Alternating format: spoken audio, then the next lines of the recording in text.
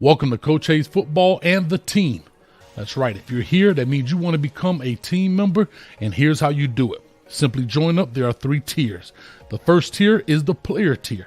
On this tier, you get to use special emojis as well as you will get member shoutouts. The second tier is the coach tier. Now, here's where you get prioritized in the comment section on live streams, discounted merchandise. You also will receive access to early videos and private videos. The third tier is the coordinators tier. This tier right here is where it gets really exciting. You get to skip the phone lines and be next automatically. Also, you can join me on the screen, right, during the live streams. You get to come on the screen and talk your talk. Also, we'll be watching some games together. So you'll get specialized and private links in order to watch the games with Coach live. Just a quick note, the higher the tier, you also get the perks that go below it. That's really exciting. So not only that you get the perks for that tier, but you get the ones that follow underneath as well. So don't hesitate. Go ahead, hit that join button, become part of the team with Coach Hayes, and become a player, coach, or coordinator. And I'm telling you, we're going to have a great time this season. Take it back, take it back, take it back, take it back, slide.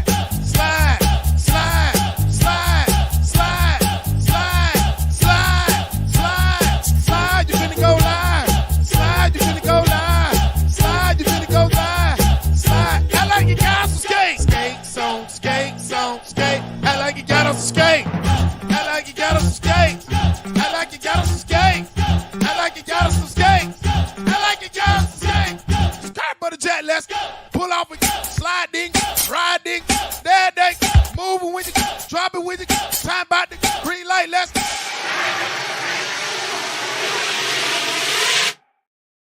What's up, Cane Nation? We back, baby. Talking some Canes, boy, and it's exciting down in Coral Gables right now. Let me know everything looks good, sounds good. Maybe we can get this thing rocking. And we definitely gonna give some shout out to some love out here, man. I know y'all hate Coach, you late. I know, man. I'm trying. Y'all don't understand. I got so much going on.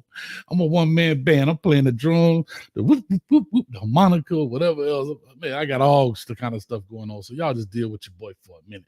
Let me know everything looks good. Let me get a thumbs up in the chat, and we'll definitely get this thing rocking. So let's make sure we can see what's up, man. All right. Waiting on the thumbs up, just making sure everything's set. I don't want to talk to cyberspace, and we can get this thing rocking and rolling. Come on, somebody pay attention. Anybody? Somebody? I can always count on my dog, boy. Straight up NASA Jones in the building, man. Appreciate you, cuz. Shout out to you, man. There you go, Cane Juice. There we go. All right. Shout out to a couple of people in the building, man. We got Cuban Diamonds. Hayes' day job is a cook at BW3s. Got rejected at Raising Cane's. That's all right, though, baby. But I'm still a chef. Speaking of being a chef, I'm out here cooking these cats, man. Right? Anybody want some, come get some. I'm taking on a whole new thing now. Huh? I'm tired of playing nice. Anybody want to come get some? Matter of fact, Big Groove. Where you at, Groove? Huh?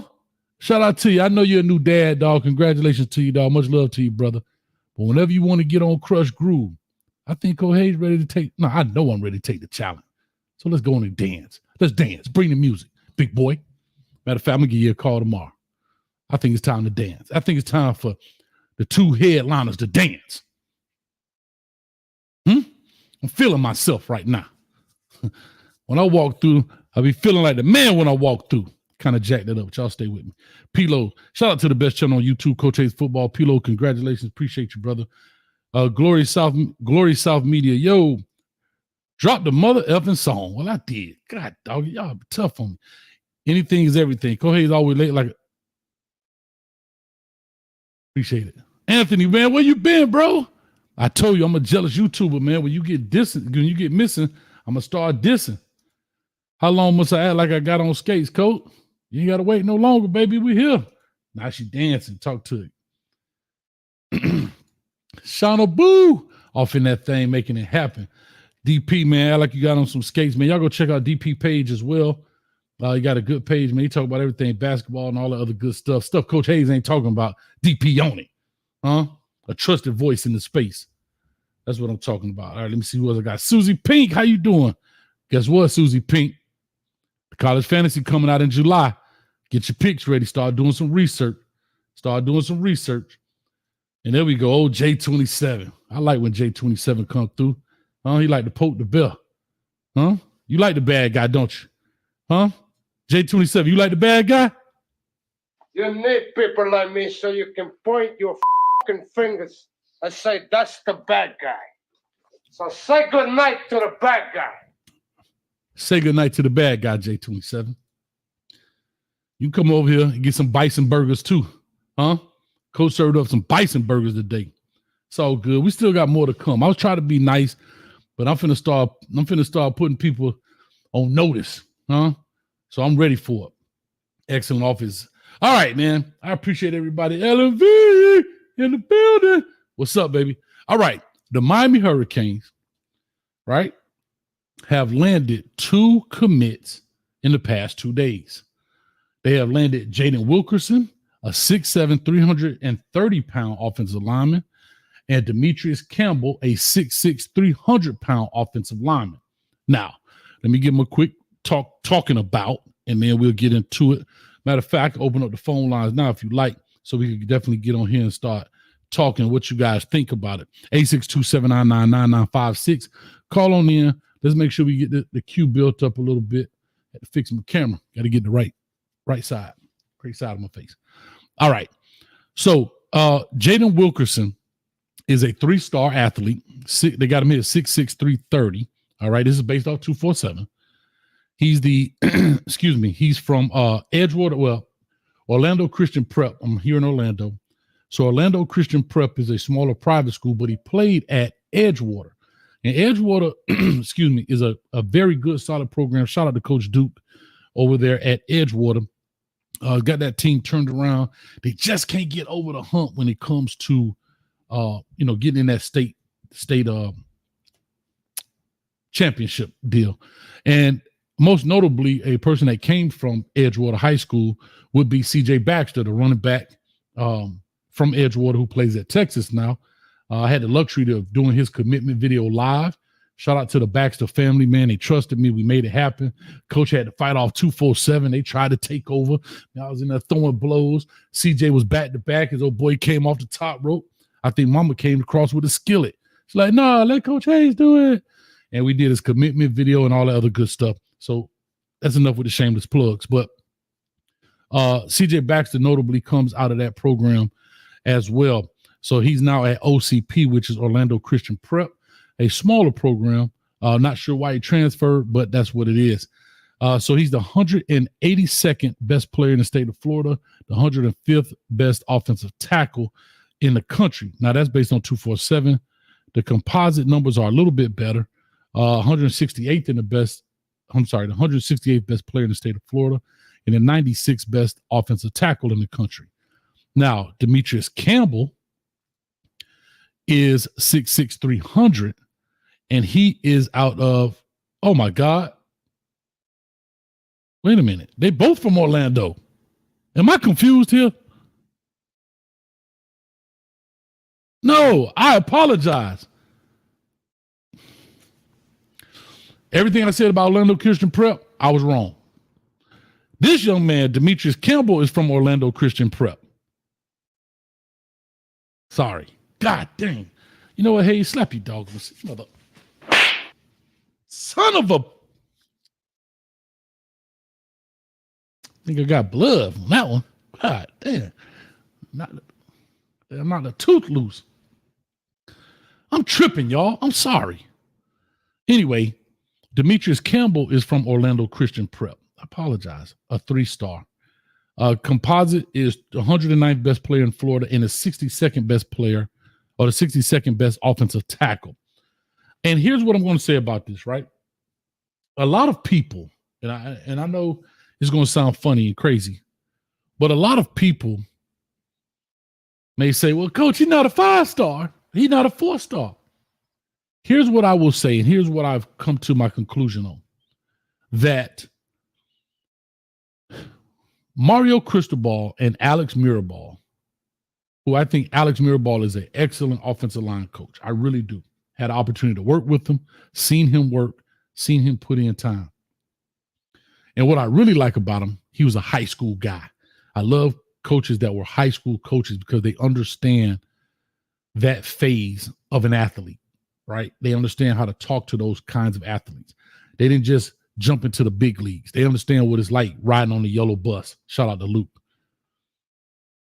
And these two players, although I don't believe they are day one starters, I just kind of skimmed through their tape. I did not break them down. They have some work to do. They have some skills they need to learn. There are some fundamentals and techniques they have to improve upon. But what I believe Coach Mario Cristobal and Alex Mirabal's thought process, I'm just assuming this, is that they have the things that they can't coach. What is it? Height, 6'6", 6'7". Weight, 300, 330. Remember, the average offensive lineman in the league is 315. So they already have the weight. Now they're going to shed some baby fat, put on some muscle, and so forth. But the thing about coaching is, what can I teach? I can't teach you to be 6'6", 6'7". I can't teach you to be 300, 330 pounds. But I can teach you how to kick slide. I can teach you how to 6-inch step. I can teach you how to forklift. I can teach you how to climb, right? I can teach you how to zone block, inside zone, outside zone, reach block. And this is where you see they trust their skill set as coaches. And these are the, if you want to call them quote unquote diamond in the rough, that they can polish up, but it's going to take time. I don't expect to see them in year one. I don't. But what I do expect to see them a little bit in year two, more in year three. You understand what I mean? Because these are players, in my opinion, I may be wrong. Don't claim to know everything, but I do know everything. Just playing. But I will say that I do believe, based on what I saw on film, they have enough of the things you can't coach that when you coach, give them like the fundamentals and technique and angles and all that stuff, they can become. Right now, they're just not there yet. Usually when you have big body guys like this, they're still growing. And remember, these are juniors going into be seniors. They're still learning their body. 6'6", 6'7", 300 pounds, 330, somewhere in there. That's a lot of weight, a lot of growth in a very short period of time. And they're still learning their bodies. I'm looking at them. Some, they kind of look a little unorthodox, and that's fine. There's some players that move a lot faster, and that's great too. They have to learn how to bend. And I always say, the craziest thing about offensive linemen, they want bigger guys that play low, right? I want tall dudes to play down here. That's what football is. In basketball, they want big guys to play big, right? They want big guys to play above the rim. But in football, they want big guys to play at the waist. And that's where I think they're going to do, from the coaching part, I think it's a diamond in the rough. Demetrius Campbell at OCP, Orlando Christian Prep, and Jaden Wilkerson at Edgewater. I can't believe I jacked that up, y'all. Man. I think it's some good pickups from a size standpoint. And I think I don't want to call them projects because they play. Project kids, and I don't mean the projects, you know what I'm talking about. Developmental kids. Maybe that's the right way to say it. Developmental players are players with very little playing time, but have a gang of potential. I would give you a perfect example. Collins Achiapong. I don't know if you guys remember him. I thought he was truly a developmental young man. All the athleticism in the world, 6'7", like run like a deer, but very little time on the gridiron playing the game. So that very little time on the gridiron playing the game, there's so much more you have to teach. With these guys, you got to go in and fine tune, maybe change a carburetor, tighten up a belt. You understand? Change the oil a little bit. It's not a complete overhaul. You got to do some work in the engine, but it's not a complete overhaul. Check me out. That's what I do. Anyway, 862-799-9956.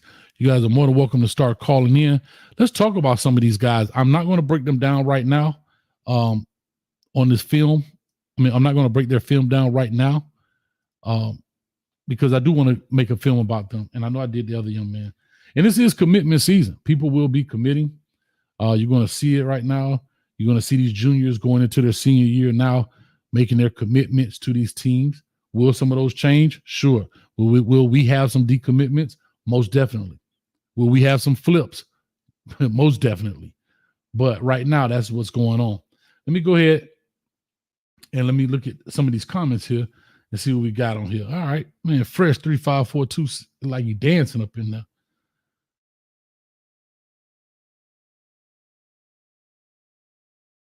Hey, Fresh, you got to be, you from the crib. We don't do no rollerblades, man. Rollerblades? Get that out of here, man. Rollerblade. Kane's Cowboy, thank you. I appreciate it. Man, I feel crappy, man. All right. Right there. Rocky says some nice pickups. Appreciate it. Kenny Stats, new member. How's it going? Y'all hope everything is having a great night. I appreciate you. Thank that, man, with the cane juice. Speaking of the cane juice, we got some right here. Lou, I got your text, dog. I've been so busy, I forgot to hit you back. Cane juice is not on deck. I'm working on it for the Florida game. We're working on trying to get some stuff done for the Florida game.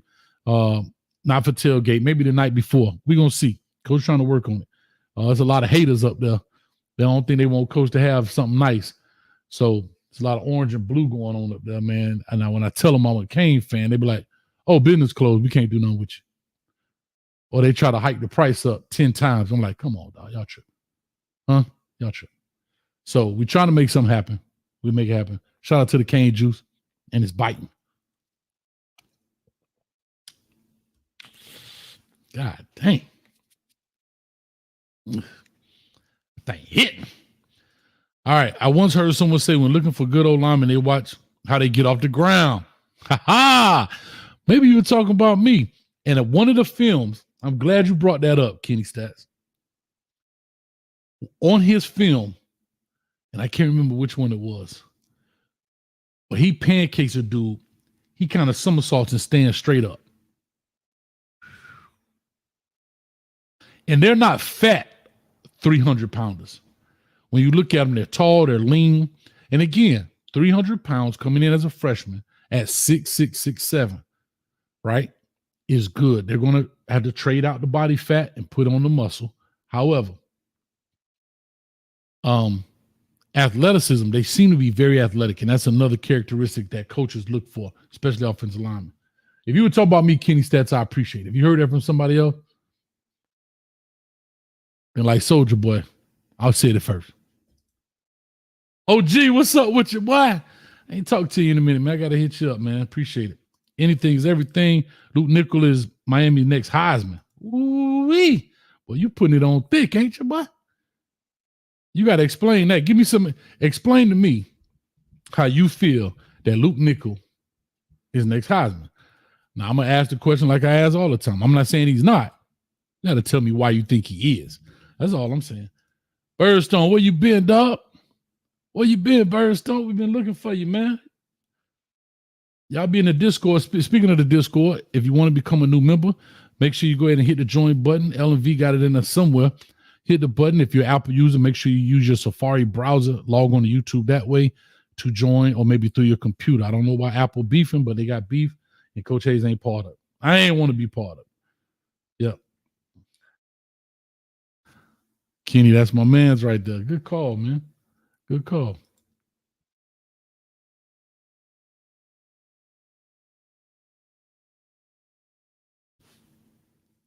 QB. Right here. You got 5 minutes in this corner, QB. 5. Don't say nothing. Don't talk to nobody. Push your chair in. Get up. You got 5 minutes right here in this corner. 5 minutes. Jesus. Judd Anderson. Let's go, Judd. Anyway, y'all ready to call in? 862-799-9956. You're more than welcome. I want to chop it up. Like I said, this is the slow season. You know, Colorado give us a lot of stuff to talk about. Miami keep it close to the vest. So we got to come up with a lot of things to talk about when it comes to this recruiting thing and what's going on. And shout out to D-Train, aka Dennis Smith, over there when he dropped that thing on Twitter, the ibis with the pipe and the fingers up. Y'all know what time it is. You know, that's our bat signal. So we ready. We ready.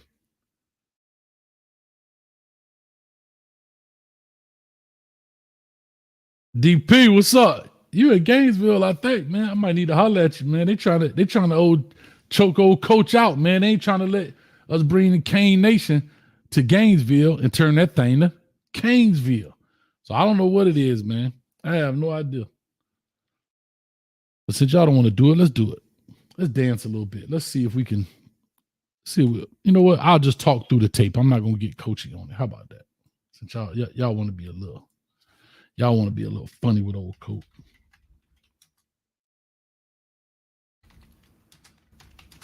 Y'all gonna force my hand.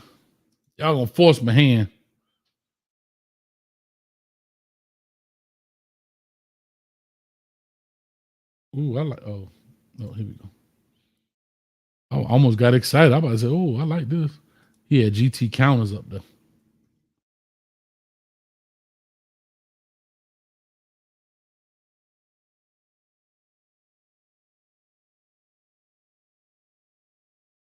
All right. Y'all want to be all boring tonight. Let's take a look at it. Let me throw this thing here on the screen. Let's see what's going on. What if I do it like this? That should work. All right. This is Demetrius Campbell. This is OCP right here, 6'6", 300, excuse me. He has it. And we can take a look at it. And I'll just let it play and walk through. See, again, this is a smaller league. He's much bigger, stronger, but there are some things he has to learn. But what he has, as I'm looking at this, and I'm gonna do that. I'll do the WREs, but the aggression, fundamentally, there's some things that need to be fixed and cleaned up. But these are the three things I'm going to point out are the things in which he can't coach. Size, we talked about, right? Effort. Look at his effort right here. Now he's just dominating these dudes, right? He just clearly dominating these cats. But what I will say, you know, when you look at the leverage and things, he does a good job with that. I'm gonna get to you call 1100. Give me 1 second. Pushing the pile, doing all that great stuff. You know, it's some lunging in there, some things that he's not gonna be able to just push around them 240 pound, 225 pound linebackers. You know, I want to see some pass blocking, more pass blocking.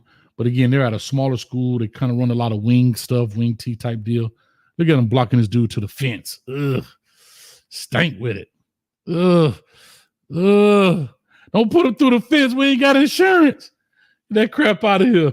All right, I'll get back to the film. I got a call on the line. Call and talk to us. Give us your name, where you calling from. Hey, what's going on, Coach Hayes? What's up? Trent calling from Fort Myers. Trent from Fort Myers. Talk to me, man. What's on your mind about these Miami Hurricanes? Well, I wanted to say off the top, I've been watching the show for I don't even know how long. A long time. It's my first time calling in. I've always wanted to, but I never have. All right.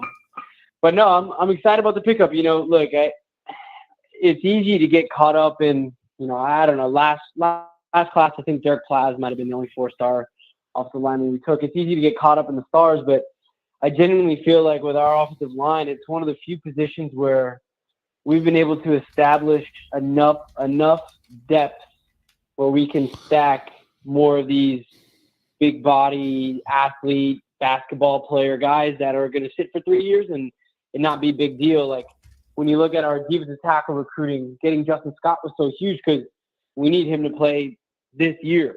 And if not this year, max next year. Okay. Whereas a guy like Jalen Wilkerson, I believe his name is Jaden. He can sit for, he could sit for 2-3 years and it's no big deal because we got plenty of bodies still behind him. You know, you got to think of guys like Tommy Kinsler waiting in the wings and Markel Bell waiting in the wings and Samson, our 5-star, still hasn't played. Like we got plenty of dudes sitting behind where this guy can just sit back and develop. And by the time he plays, he's 6'6", 335 with less than 20% body fat kind of thing. So I feel good about the pickup. Yeah, man, and you bring up an excellent point, right? This is a position that has been being stacked over some time. And now, see, I'm glad you brought this up, Trent. When Coach Cristobal first got here, in my opinion, I felt that we were not in position to take these type of players when he first got here. We had to get some real bodies in the building. Now that you got 2 years under your belt and the transfer portal, right? The use of the transfer portal, you can now afford to take some of these guys, like you said, and they possibly sit 2 years, long as they are patient, long as they understand their plan of development, long as they understand the route to their success, and they should be okay. Now, do I know these players get impatient? Because everybody be like, well, when you going to play, bro? When you going to play? You was the man in high school, and you sat there 2 years and ain't played yet. And then, Marshall may come and call, or Florida, FIU may call, and they feel like I got to hurry up and play. Because Trent, a lot of players feel like they're on a clock, and because I don't play for 2 years, I'm running out of time, and they get impatient. So yeah, you bring up an excellent point, man, about development.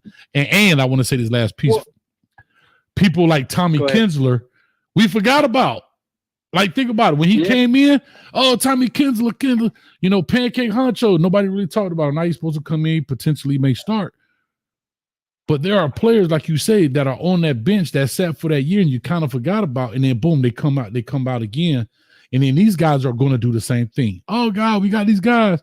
And then 24 season to go by, which is their senior year. 25 season to go by. I forgot about 26 to go by. And then they show up again at 27. Talk to me. Okay, I remember just, 2019 when we were talking about 6'3", 295 pounds starting right tackle kind of thing, right? Okay. Mm-hmm. And it was like, oh, he's a guard type, but we need him at tackle. Oh, but he's a dog. He's got a good mentality. He plays with that edge that you want, so we'll make him work kind of thing. And then you go, and I was at that Alabama game in Atlanta, and I remember watching them go 9 first downs on the first drive, and every single time they got one, they said, roll tide. And I remember thinking, oh, shit, right? Right. Think about next year. Next year, this is just obviously speculation and projection. Markel Bell, 6'8", 340. Right. Left guard, maybe, let's say Sampson, 6'5", 6'6", 330. Mm-hmm. Center, Nino Francavilla, maybe we go get another center from the transfer portal, I don't know. Mm-hmm. Right guard, you're talking about maybe Inez comes back, if not Inez, Tommy Kinsler, 6'6", 6'7", 350. Right tackle, Francis, 6'6", 350, 330, whatever it is. Like, you're talking about behemoths.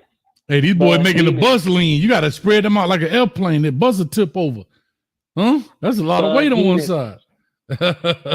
And in athletics, I remember watching Francis do that split jump in high school. Super, super athletic. And I think that's the thing with our offensive line. It's like defensive line is a little bit different. It's so much more about height, weight, speed.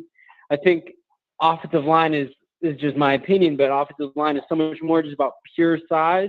And so you go get the big guy in high school. I heard you say, listen to them, watch them how they get off the ground. You go get a big guy who's going to do a somersault and whatever. So right. We'll put him in the bank for 2 years, and we'll trim up his body, and he'll learn the technique from 4 offensive line coaches and good veterans behind him. But in 3 years, you can't teach 6'6", 330 with 82-inch wingspan, and he's really strong. You can't teach it. There's nothing you can do about it. Right. So this is one position where I'm going to shut my eyes and open them in December and be like, oh, okay, cool, and not worry about it. Honestly, that's how I feel about offensive line. Nah, you're 100% right. Real quick, shout out to ATL Canes for the $10 on Cash App. He says, #coach me, coach. What's happening? Ain't much happening, baby. I appreciate it. I put it on the screen, but I knew it was off a little bit, so I didn't want to show any of your real information. So I put it up there. Let me go and give you a round of applause for the $10 on Cash App, man. Thank you so much, man.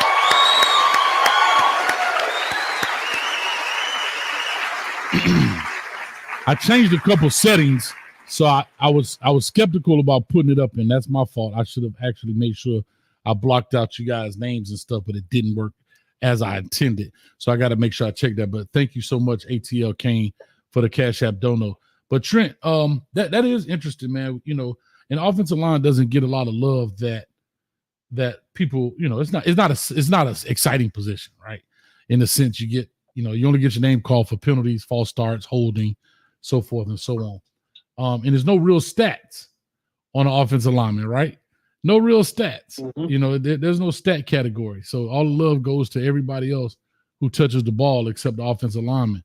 You know, tight end, running back, quarterbacks, and so forth, wide receivers. But I am excited about what the line has, and I think a lot of people are underestimating what we have. And I'm glad you brought up all of those sizes, because we had a problem at one point with what we consider a very small offensive line. Would you agree with that? Especially in the Manny days? Oh, 100%. Especially Yeah. we're playing 6'3" offensive tackles. Well, what are we doing? Right. Right. A 6'3" offensive tackle is like, come on, man. You know what I mean? So now we're starting to get that part back, man. Hold on real quick. Norman for the $15. Thank you. Hi, Coach. I remember you said high school linemen are the hardest to evaluate because quite often they are going up against much smaller D-line. I'm having trouble using Cash App. You all good, baby. It doesn't matter. I thank you for the donation anyway. $15. Appreciate it. Clap it up for Norman. All the way in Hawaii, baby, man. Hang loose, Norman. Thank you so much, man. I appreciate that $15. And I will say this. It is one of the hardest positions, Trent, to evaluate, because now those are guys who I truly feel like if you can get them to camp, if you can get them on your campus, and you can put them through the gauntlet of things you want to see, you can truly get an evaluation off of those guys. You know, when it comes to receivers and stuff, you don't really have to get them guys on camp. You don't have to get, if he got enough, tape and stuff, if he could ball or not. You know what I mean? But That's how I feel about it, man. Yeah, well, I remember listening to an Alex Mirabal interview, mm-hmm. and he was saying that, you always have to get past the measurables, right? Like you see, 6'6", 330, and you're like, okay, yeah, that looks good. 82-inch arms, okay, that looks good. Okay, great, that passed the first test. And he said the second test is I got to see your feet. That's right. That's the first thing I'm going to look at. Is I'm going to look at your feet, because if your feet are super stiff, that's really hard to get. That's a lot of short twitch muscle fibers that you either have or you don't. And, that's right. Do you possess that athleticism, that nimbleness? Everything else we can work. I can't teach your size, and it's going to be really hard to teach your feet. But if you have both those things, we can work with everything else, and then obviously comes in temperament. So I think, that's the biggest thing is, first and foremost, you have to pass the eye test, right? And you look at Mark Hobell, Tommy Kinsler, Sam Francis, and they all, and then this new kid, they all pass the eye test where you get off the bus and you're like, damn, that's a big guy. Right. Second of all, are you quick, right? When we're running our, I'm not going to try to twitchy. Say offensive line. I get it. Yeah. You're running your counter or whatever, and that guard's pulling, that tackle's pulling. Can he pull? Can he run? Those couple things. Everything else we can fit. We got 2-3 years to be able to work on your technique, to be able to work on your body fat, to be able to work on your, your bench press, your overall strength. But I can't, in 2-3 years, you may not have quick feet. In 2-3 years, you may not be 6'6". So I think in those regards, I think we're taking the right kind of guys. And like you said earlier, we have the ability to take those guys now. If Mario was taking these guys in 2023, it would have been a problem.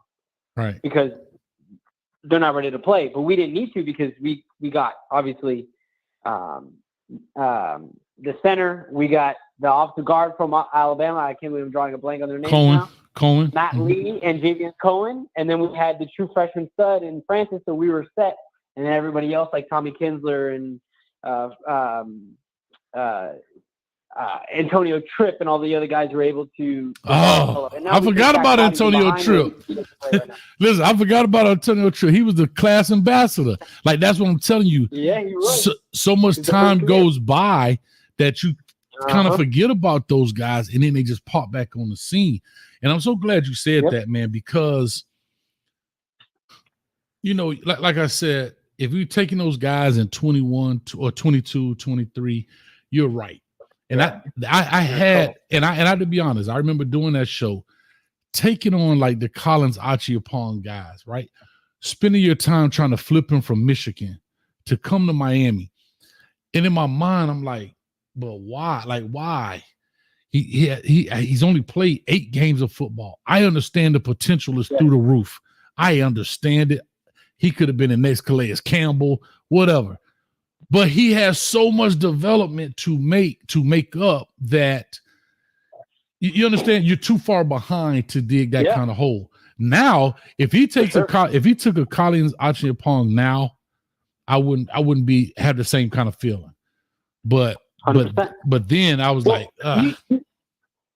you see that with our defensive line board this year, right? Mm-hmm. Last year it was the guy who went to Oregon, Aiden Breland, Justin Scott, right?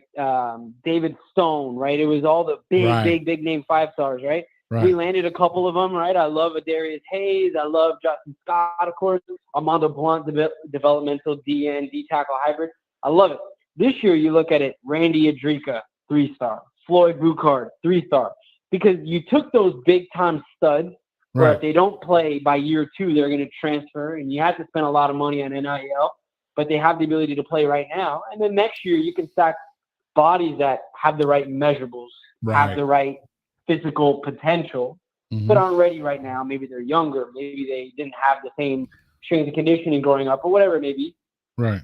But you bought yourself the time by landing your Justin Scott and your Adarius Hayes, not Adarius Hayes. Who am I thinking of from the Tallahassee area? Powerlifting champion. Oh, the lineman.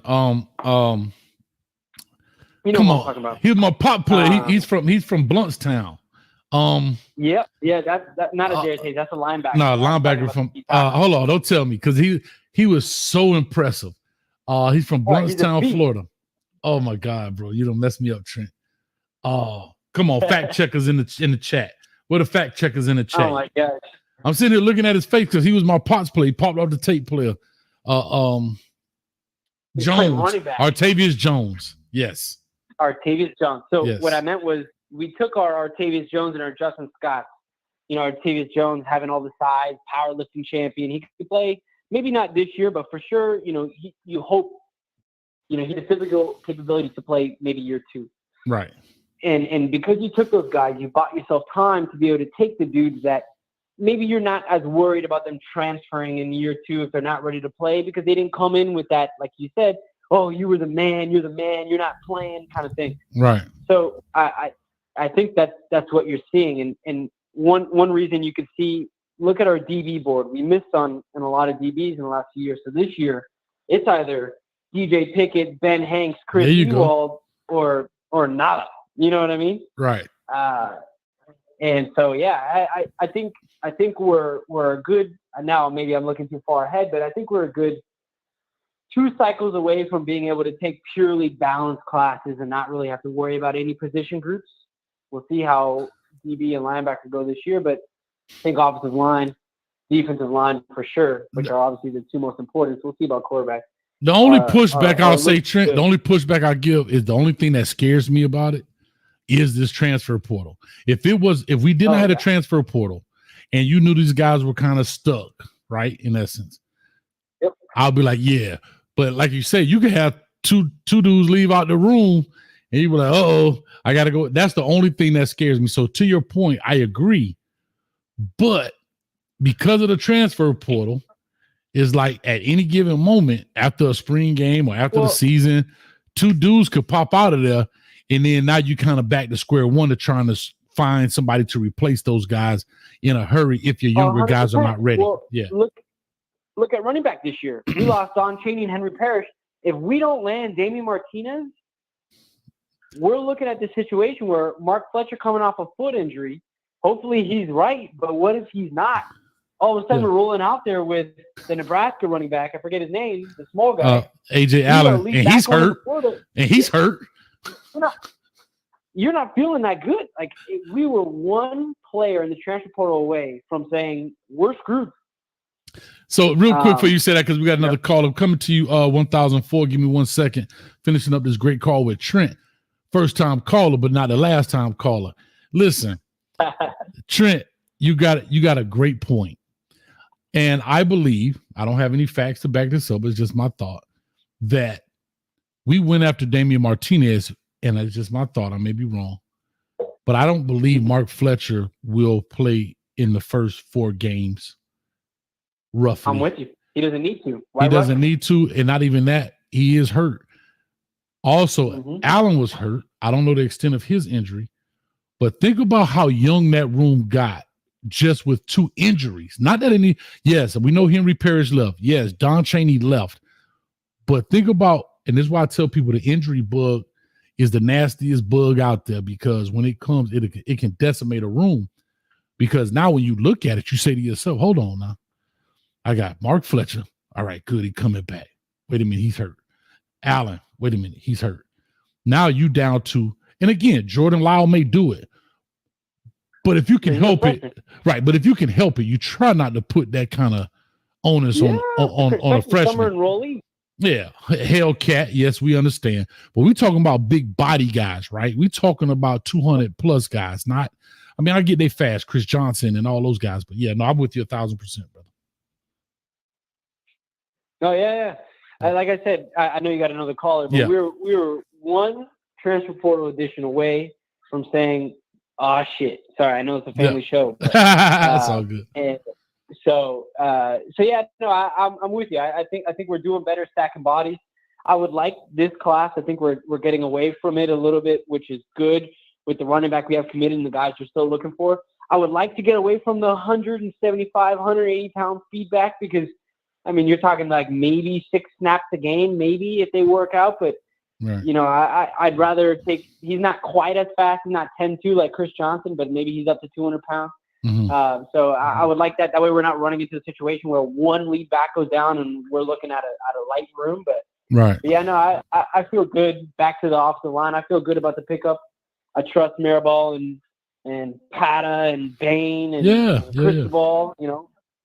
Yeah, I think we're setting ourselves up where 4 years down the line, we're going to look just as good as we do right now.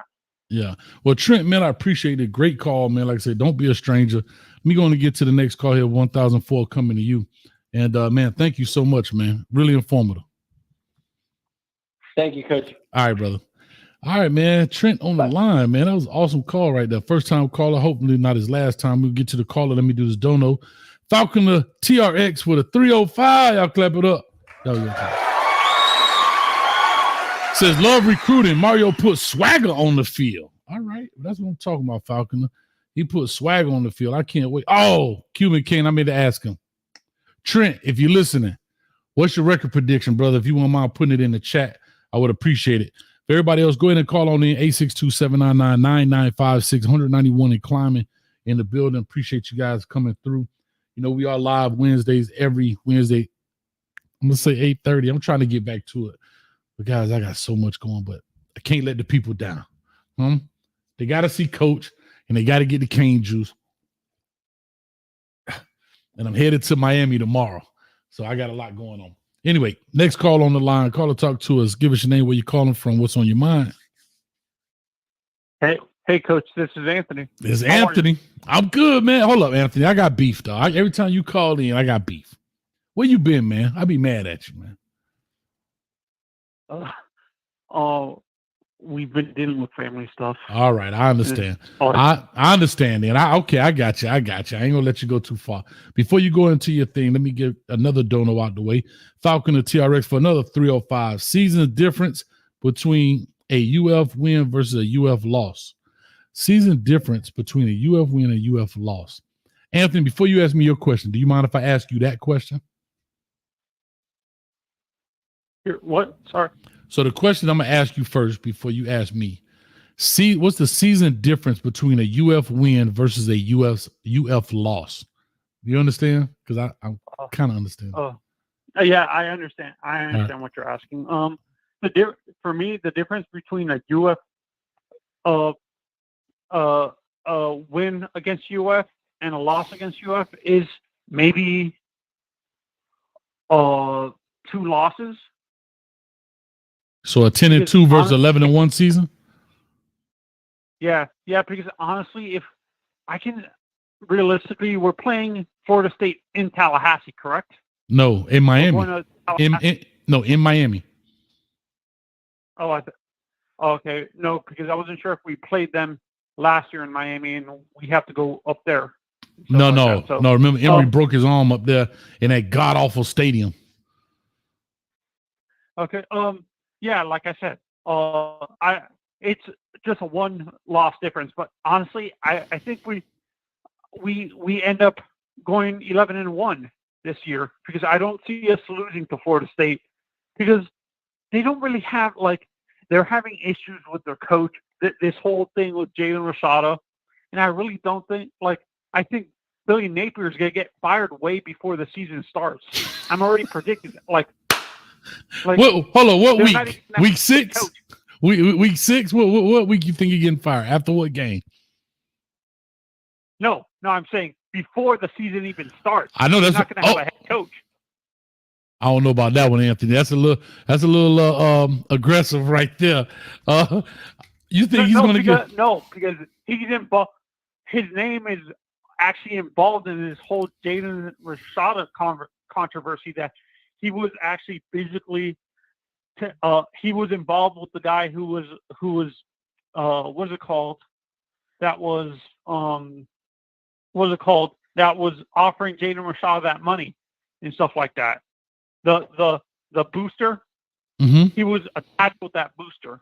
So yeah, that's what I'm saying. That's why I'm saying if the lawsuit's not going anywhere, but I think he gets fired because they want to clean their hands of this whole situation, stuff like that. Here's what I'll say. Yeah. I'll just answer this and then I'll let you go ahead and hit me up. They start off with Miami, Samford, Texas A&M, Mississippi State, UCF. They get a loss to us, a win to Samford, should lose to Texas A&M, maybe a win to Florida. I'm sorry, a win to Mississippi State. If UCF upsets them, and he loses to Tennessee next, he's out of there. I think he's out of there. So you think he lasts till the middle of the season? You don't think you think I'm being a little bit too not too hopeful that something like he gets fired before the season? Yeah, unless it's something egregious that comes out right. But right now, you have to remember that stuff takes litigation. It takes time. Lawyers know how to postpone things, and they may use that as a reason for just cause. So here's what I think, Anthony. I hear where you're coming from. I believe in my heart, though, they want him to play this out to see what he's doing. If he doesn't fare well, it's just my opinion that. So if he starts 3-4 or something like that. Well, that's 7 games, right? But let's just say he's 3-3 in there. But you have to remember, he loses to, say if he loses to UCF, Tennessee. It's just my opinion. You get ready to go into SEC play heavy because you got Kentucky, Georgia, Texas, LSU, Ole Miss, Florida State. Now, that's a gauntlet on the back end. So what I'm saying is they will rather fire him and do it because now they can say, because of this case, we can fire you with cause, meaning we don't have to pay you. And even if we get blown out by these other teams, the Kentucky, the Georgia, the Texas, the LSU, the Ole Miss, and Florida State, we can justify those losses because we had to fire our coach because he did something bad. See, that's the political part of this deal. So that's where I am with it right there. You understand what I'm saying, Anthony? Like, in my mind, the first part, you got Miami, Samford, Texas A&M, Mississippi State. If UCF goes in there and give them a good fight. They start their ACC. Florida starts their SEC schedule pretty early in the season, which is very odd for the SEC. They usually have like 4 or 5 cupcake games at the beginning of the season, and they don't start their schedule till week 6 or week 7. Well, they got more teams added now. Seen... Yeah, but they've added more teams. Remember, they added 2 more teams. You added Oklahoma and you added Texas. Texas. Right. Okay. That's understandable. Yeah, you've added 2 more teams. And again, so they've added Texas to theirs. Well, I don't know if they added, but the conference changed, so now it's a conference game. But yeah, they start off with Texas A&M week 3. Then Mississippi State week 4. UCF is Big 12, so that's off conference, that is. And then after that, it's Tennessee. Listen to this. Tennessee SEC, UK SEC, Georgia SEC, Texas SEC, LSU SEC, Ole Miss SEC, and then Florida State ACC. So are they playing Auburn or Alabama this year? No. I know they're probably lucky. They're probably lucky they're not playing any of those guys, though.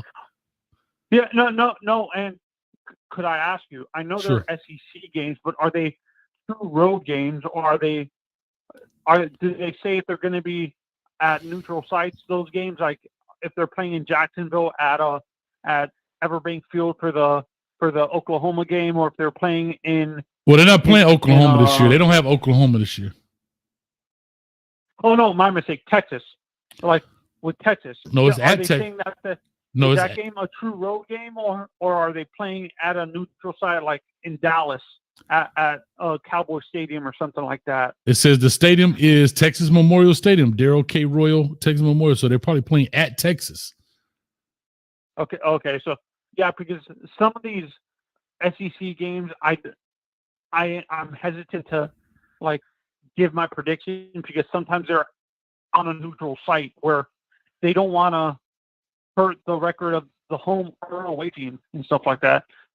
And to these guys that we actually just signed, between those two, between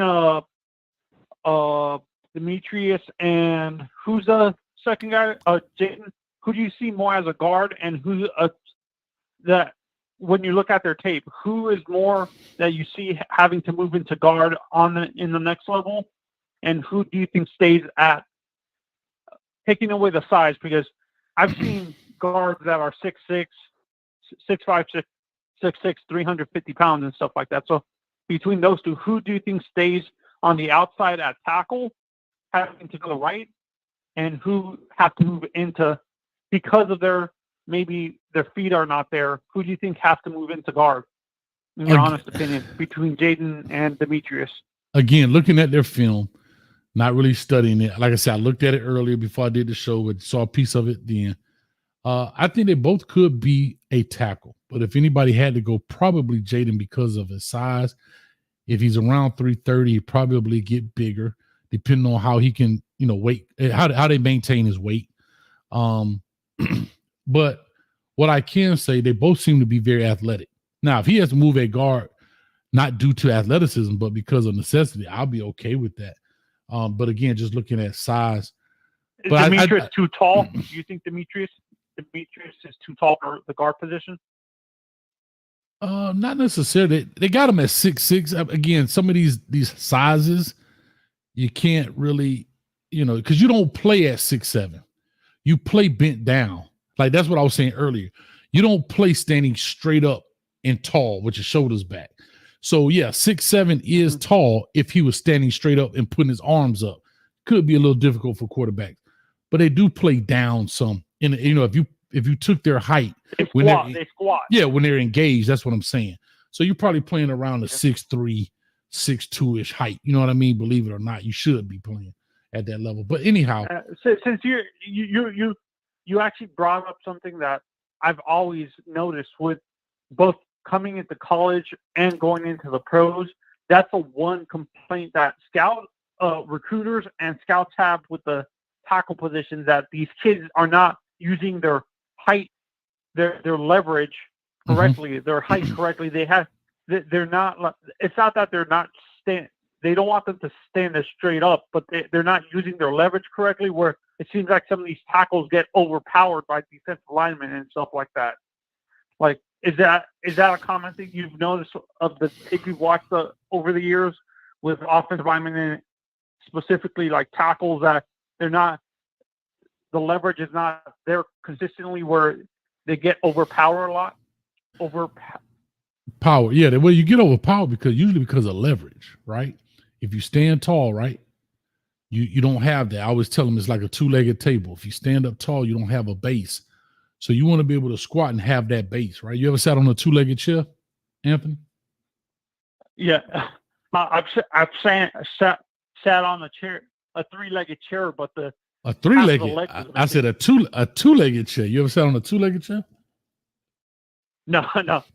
It's not right. So it's the same thing. So you want to have that base in there. And so, no, to your point, you're right. And that comes with one, being in high school. And here's what the hardest thing about high school coaching is. It's always hard to find a great offensive line coach in high school. If you can find one as a head coach, you keep him at all costs. But two, you don't want him to get promoted to head. Well, I mean, coordinator or head coach. I mean, yeah, you're not going to stop a guy from moving up. But if you can find a good offensive line coach, you try to keep him. But here's what I'm saying is a lot of people or a lot of coaches in high school will not correct a young man if he's successful, even if he's doing it wrong. So let me explain what I mean for maybe some people that don't understand. I may be blocking you, Anthony, but I'm crossing over when you run in. I'm this, but it's because I'm bigger, faster, and stronger than my opponent. But I'm never being corrected in my technique. So therefore, when I get to the next level and I go up against a Ruben Bain, or I go up against whoever may be, I'm in trouble. A Myles Garrett, whoever you may call, I'm in trouble because why? I've never been corrected. And now you got the old saying is you got to teach an old dog new tricks. And in his mind, he's always been successful doing it this way, which I understand, but he's been doing it necessarily kind of wrong because now he's meeting better competition. So that's why I say it's always hard to evaluate offensive linemen through technique and fundamentals, because sometimes they just once they get hold to a guy, they can just use their weight, power, and just power a dude down versus a guy who's strong and can force him off. And that's where the battle becomes. Can you use that same conversation? Can you use that same argument for the defensive line on the other side? Of course. You see that more with. Of course. Yes. You see it on both sides, because if you go look at, here's a perfect example, Justin Scott. I remember doing this tape, and I know people may not agree with this, but when I looked at Justin Scott's tape and I broke it down, he was bigger, faster, and stronger than a lot of his opponents. And sometimes he would play high. He would get hit in the ribs and just run through it because Timmy over there just didn't have enough power. I said this, and I know people may not agree with it. I thought he would have been a better offensive lineman than a defensive lineman. That's just my opinion, because he is so athletic. I think he would have a lot more longevity in his career.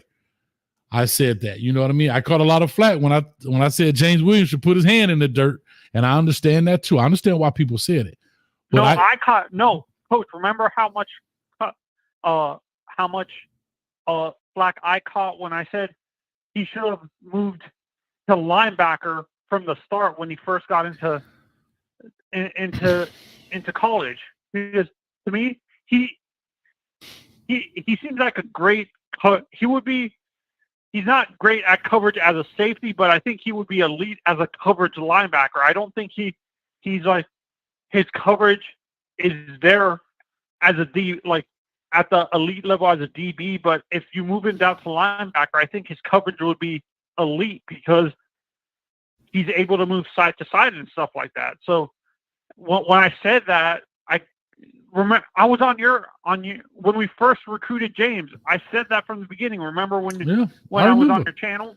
No, I remember, but I went a little further. I went a little further than you and said put his hand in the dirt, and people thought I lost my mind. So I get where you're coming from. But yeah, no, Anthony, hold up real quick. I got to give a dono love out here. Falcon X for the 305. Thank you again, brother. He says Billy Napier fired after a loss to Miami plus NIL. Ooh, Falcon, come on now. You got to talk to me. I hear you. I ain't mad at you. And I totally understand where you're coming from. And Coach, when it comes to we were talking about the coaching aspect, and I think these elite position coaches usually go to these big boarding schools like a Mater Dei, John Bosco, IMG Academy, or what is it called? Or like the private schools in Texas and stuff, or Georgia, because the money is a lot better. Public schools are not going to be able to pay them. The public schools are not going to be able to pay these coaches that much money. You agree? They can't compete with salary for these coaches, these position coaches or coaches in general, because they don't have private donors for these public schools. Do you agree with me, or am I? No, I agree. Off base? No. I can agree with that. I can agree with that statement. Yeah, I can. Like agree I with said, and I really, and this is what I hate about these private schools. Like, they're taking away all the elite talent from these public schools because the public schools can't afford to keep these kids because the parents want them to. They don't have the coaching. The coaching, depending on what public school you go to, like, I can understand Northwestern, Central, and stuff like that, and the other school in Miami. What's the other public school in Miami that we always talk about? Central, that produces Northwestern, a lot of talent? Central, Northwestern, Cass City, a bunch of them. You name them. Central, Orleans, Central and Western and stuff like that. They can compete with these private schools like in Florida, like the IMG Academy and stuff like that, because they have the pipeline from the Pee Wee leagues and stuff like that. But other public schools that are out in the country, like a Pahokee or something like that, they can't afford to compete with these big schools like a St. Thomas Aquinas. Well, I'll say this. I'll say this to you, Anthony. You're right. And fortunately, because I'm always go for the public schools, I gotta think about certain private schools, but that's just my deal. Florida or South Florida is kind of behind in essence when it comes to the private school, public school. Like California, it's pretty much all private schools, right? Like who really the dominant.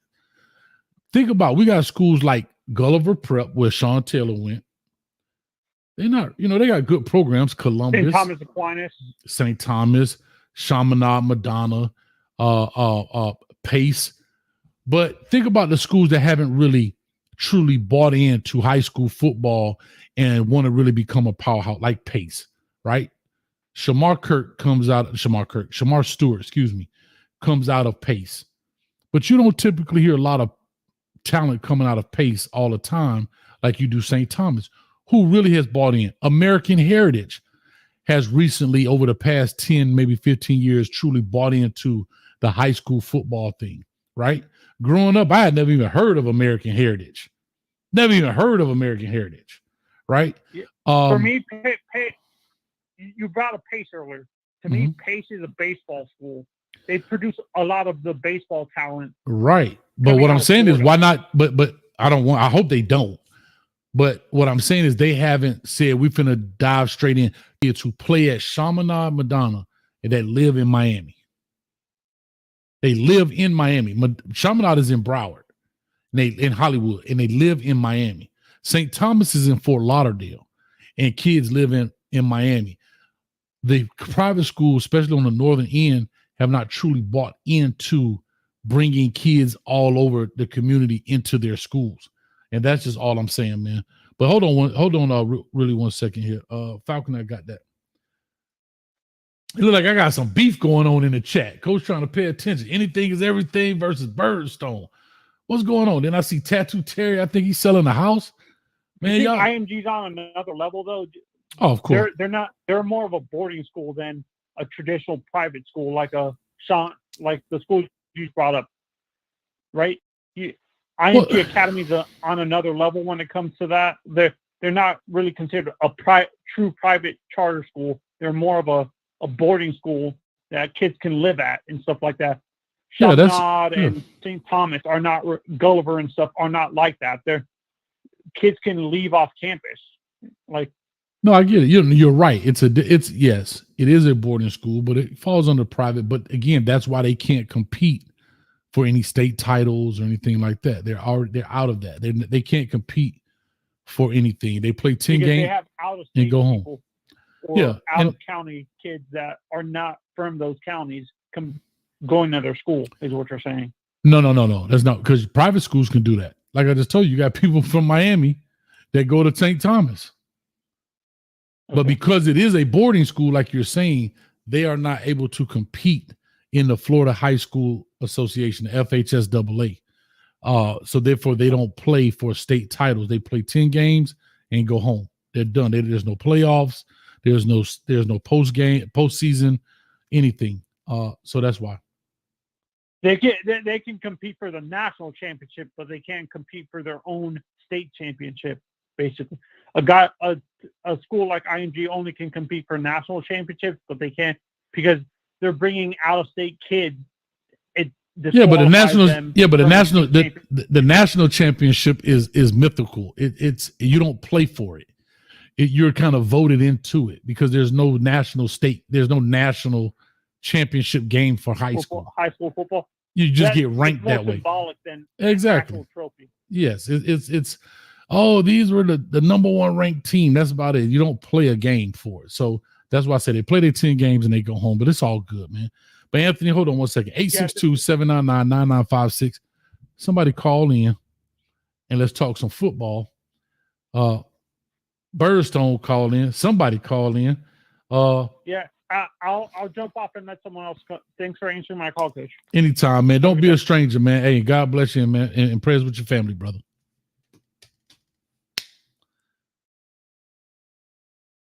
I guess he said good night. Anyway, let me get back in this chat, man. Let me see. I said Tattoo Terry selling a house. He said, oh, Lord, my bad. Nah, I don't know. I'm just kind of skimming the chat, and I see people going in, going down. I'm like, let me see what's going on here, man. Let me see. You know, got to get a little messy. It is Juneteenth, man. Y'all relax. It's Juneteenth. Huh? Shout out to Galveston, Texas. I responded to you calling me ma'am. I said I would let your comment slide because I wasn't tripping. Letting you live, but it went up. I don't know what's happening.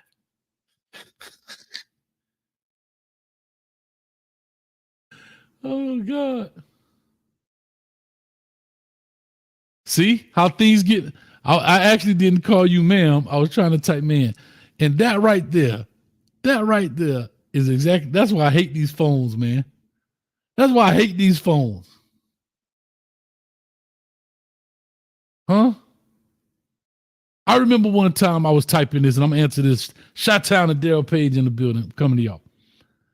I was typing on the phone. I'll never forget this. And I typed in, my mind says, you know, people always tripping, but da. And I end up typing, you people always tripping. No, I didn't type the word no in, like K-N-O-W. And they read it back. What do you mean by you people? See, one word can throw a whole conversation off. You know, people do such and such and such and such. But forgot to put no and said, you people do such and such and such. Changed the whole conversation. And in my mind, I thought I typed, you know, people. And I was like, what is this? Like, why is she responding like this? What is going on? And I never went back to read. And eventually, you know, she was like, well, you said you people. And I didn't say that. Then I had to go back. So y'all be careful, man. Give people benefit of the doubt. Much love, man. It's Juneteenth. Now, June 20th, we could crack some heads. But on Juneteenth, 19th, take it easy. Anyway, I'm going to bring on two of my favorites in here at the same time, man. Shot-Town Kane and Daryl Page in the building. Y'all clap it up for these real G's up in here, man. What it do, Cole Hayes? What's going on, my G? I'm good. Shot-Town, what's up with you, man? What's good, Coach? You good, Daryl Page? How y'all living? What's good, Shot-Town? What's up, my boy? Shit, Chicago weather getting hot. Hey, Chicago. Oh, wow, boy. It ain't that like that Florida weather, though. We melting down here, man. We melting at 93, bro. Anyway, man, what's going on with y'all, man?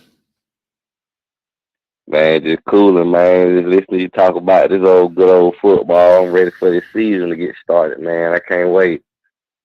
Hey, how much would you pay for it to be August 31st tomorrow? How much would I pay? How much would you pay for it to be August 31st tomorrow? $5 because right now I got to get some more money to build at that point. Yes, sir. Shy, how much would you pay for it to be August 31st tomorrow? Say that one more time, Coach. How much would you pay for it to be August 31st tomorrow? I wouldn't pay much. I'd just go down to Gainesville, skin a gator, and be like, all right, I'm going to skin this gator. And come on. That's real now. There's going to be a lot of gator tail to pass around August 31st. I ain't going to lie. It ain't going to be no gator bait for no gator. We going to be hunting the gator. Ain't no gator hunting. We going to be the ones doing the hunting. I got some gator bait. Bro, I cannot wait to shut these damn Florida fans up, man. Like, they've been talking reckless. Man, I'm going to try to do a show, man. Shout out to my man, David Soderquist, also Shelton over at High Top Sports. I'm going to see if we can get some good banter going on here in a little bit, probably as we get into August. I'm going to reach out to those guys. They cool people, man, but, you know, they wear blue and orange. Sometimes we got to give them some body blows, man. We got to give them some body blows, man. But they actually pretty cool folks, man. But, yeah, we got to bust them up, man. I'm trying to come to Gainesville, trying to put a little something together, man. But boy, they locking Coach out. One thing I say about it, boy, that hurricane money ain't good in Gainesville. Boy, they want you to spend cuckoo bread up here, especially if you ain't one of them. You ain't one of theirs. And mind you, what crazy is, you'll be surprised. It's a lot of Hurricane fans that stay up here in Gainesville. When we see each other in public, we'll throw it at you and keep it moving. But yeah, man, we deep up here a little bit now, so don't let it fool you. Well, they better start owning something so Coach can get through that. Boy, it seems like I said, yeah. So they were like, well, so what are you trying to do? Situation, I don't know how that's gonna be set up because I know, like right by the stadium is a parking lot, but I don't know how they gonna, do that right there. But other than that, they be tailgating in the Sharon's parking lot also right there by the hospital. Nah, man, let me tell you something, bro. Can I tell you this? We finna tailgate on the 50-yard line. I don't need no tailgate. Oh yeah, that's how we doing it then. I'm finna whip that work. I love talking trash, y'all. I love talking trash. I ain't gonna lie. Yeah, what's up, Shy? Any word on the Oracle, man? We ain't been hearing from him. No, man. I still haven't heard from the Oracle. I don't know anybody that knows her phone number. I don't have it. I just been worried about her. I haven't talked to her in a long time. And I don't know, man. It bothers me. It bothers me. It's unlike her. She usually would type in and text. So if anybody's seen the Oracle, aka Miss Miss Wilcox, aka the Oracle, please reach out to me, her, email me, whatever. Please, Miss Wilcox, if somebody else watches the show that's related to her or whatever, please call in. I haven't talked to her. It's been over 3 months now. I don't think I talked to her since before the spring game. Yeah. Yeah, it's been a minute, Coach. I'm starting to get worried now too, man. It's been a minute. Yeah, so I hope all is well. I heard the intro or nothing. They're scared, man. I know, man. Shout out to the Oracle. You know what? We finna summons the Oracle up right now. Shout out to the Oracle. Let's get the obvious stuff out of the way. We're all here to do what we're all here to do. Because you didn't come here to make the choice. You've already made it. You're here to try to understand why you made it. I thought you'd have figured that out by now. Shout out to the Oracle, man. So if y'all see her, talk to her, whatever, let her know we're looking for. Because we're trying to figure that out by now. But Ms. Wilcox, we miss you, baby. So we need you to come on through, call us, text us, email us, leave a comment or whatever the case may be. But anyway, so what y'all think about these two pickups, man? I know me and Trent had a great conversation. Oh, and by the way, Trent did say 10-2. Was doggone it. I didn't get it from Anthony. I don't know what Anthony's going to say, but Anthony, if you're still listening, what's your record prediction? Let me ask y'all now. What's y'all record prediction if I forget to ask? Because Cuba Kane to get mad. He'll get mad. 12-0. 12-0. 12-0. Oh, Lord. Kane crazies. The Kane crazy. All right. Hold up, DP. What you got? I can respect what Chicago's saying, but I say 11-1. I feel like we'll slip up one game. All right, 11-1, 12-0. I ain't mad at you. I just had to go with it. Tell me why 12-0, dog. Tell me why 12-0. Because I feel like we finally got a team that's just sick and tired of losing, and is actually putting in the work. Like, you know what I'm saying? Like, you've heard all the stories on the character building and all that kind of stuff on past teams where the upperclassmen would be setting a bad example on the freshmen, and, you know, they'd be okay with losing a game or two. And, you know, we finally got a team that's sick and tired of losing. You know, like, I think even if people question Coach Cristobal's coaching, I feel like we finally got a team that could make up for the mistakes. Okay. And we owe a lot of people. Back. So what do you think, real quick, Shy? Where do you think our first, I guess my question is, do you think we have any tough games on our schedule? Of course. I definitely think Florida State, Louisville. And I think, Coach, I honestly think Syracuse is going to be tough, not because it's a hard team. We just don't play them a lot. You know, Louisville's a hard place to play for any Miami team. And Florida State, they're trying to beat us so badly, so it'll just be, you know, them trying to one-up us. Hold on, LMV. See, I be trying to be nice. You know you my favorite. But, baby, right here, top left-hand corner. Top left. You got 9 minutes. 5 minutes for the 5 laterals we had to beat Duke. LMV says Duke is a tough. You know what, LMV? That's the last person you got to lose to. Boy, we better not lose to man. I swear to God, dog. I don't want to do this. I've said this, and I have to do it. If we lose to Duke, I'm being dead serious. I'm not a pain freak, dog. I refuse to slam my hand in the car door. Like, I can't inflict pain on myself. I can't.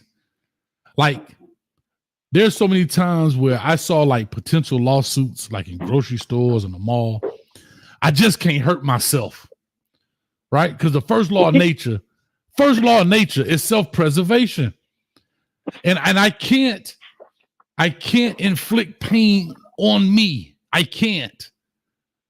So I can't sit here and watch us lose to Duke and continue to root for Mario Cristobal. I can't. And Coach Cristobal, I thank you, brother.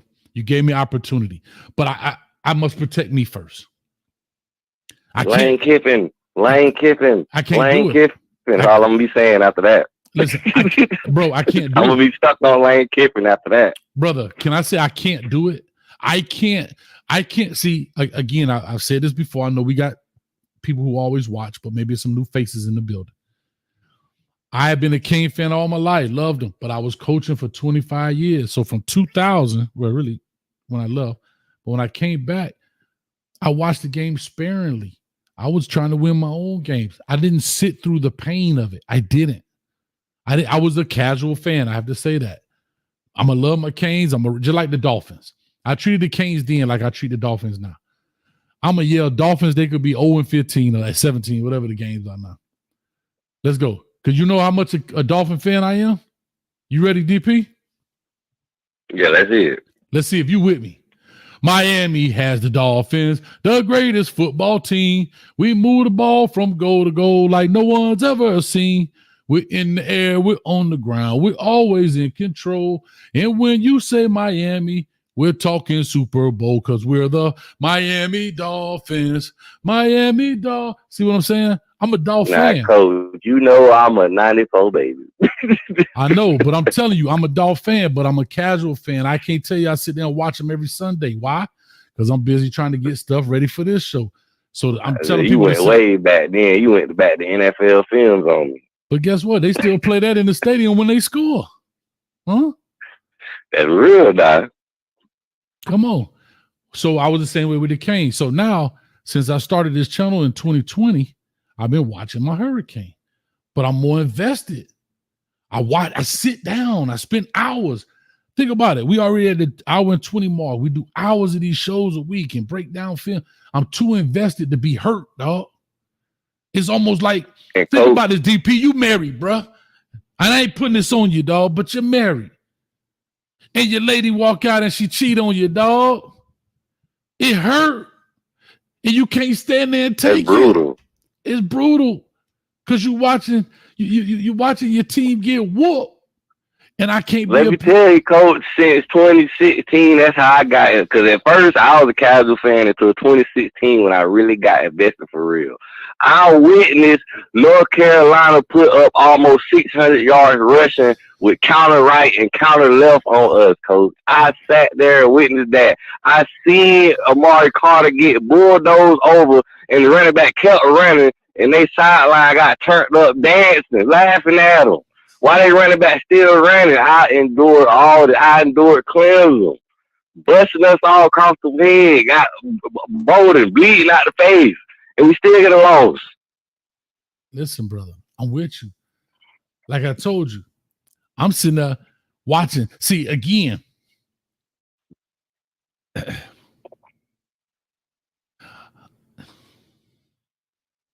I watched us lose to FIU in the baseball stadium. I watch us lose to La Tech.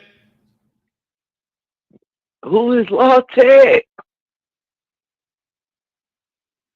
I watched Coach Coop go to Tennessee to take a picture and throw to you in front of the sign just for them boys to come down here and bomb us to them. Boom! Coach Coop.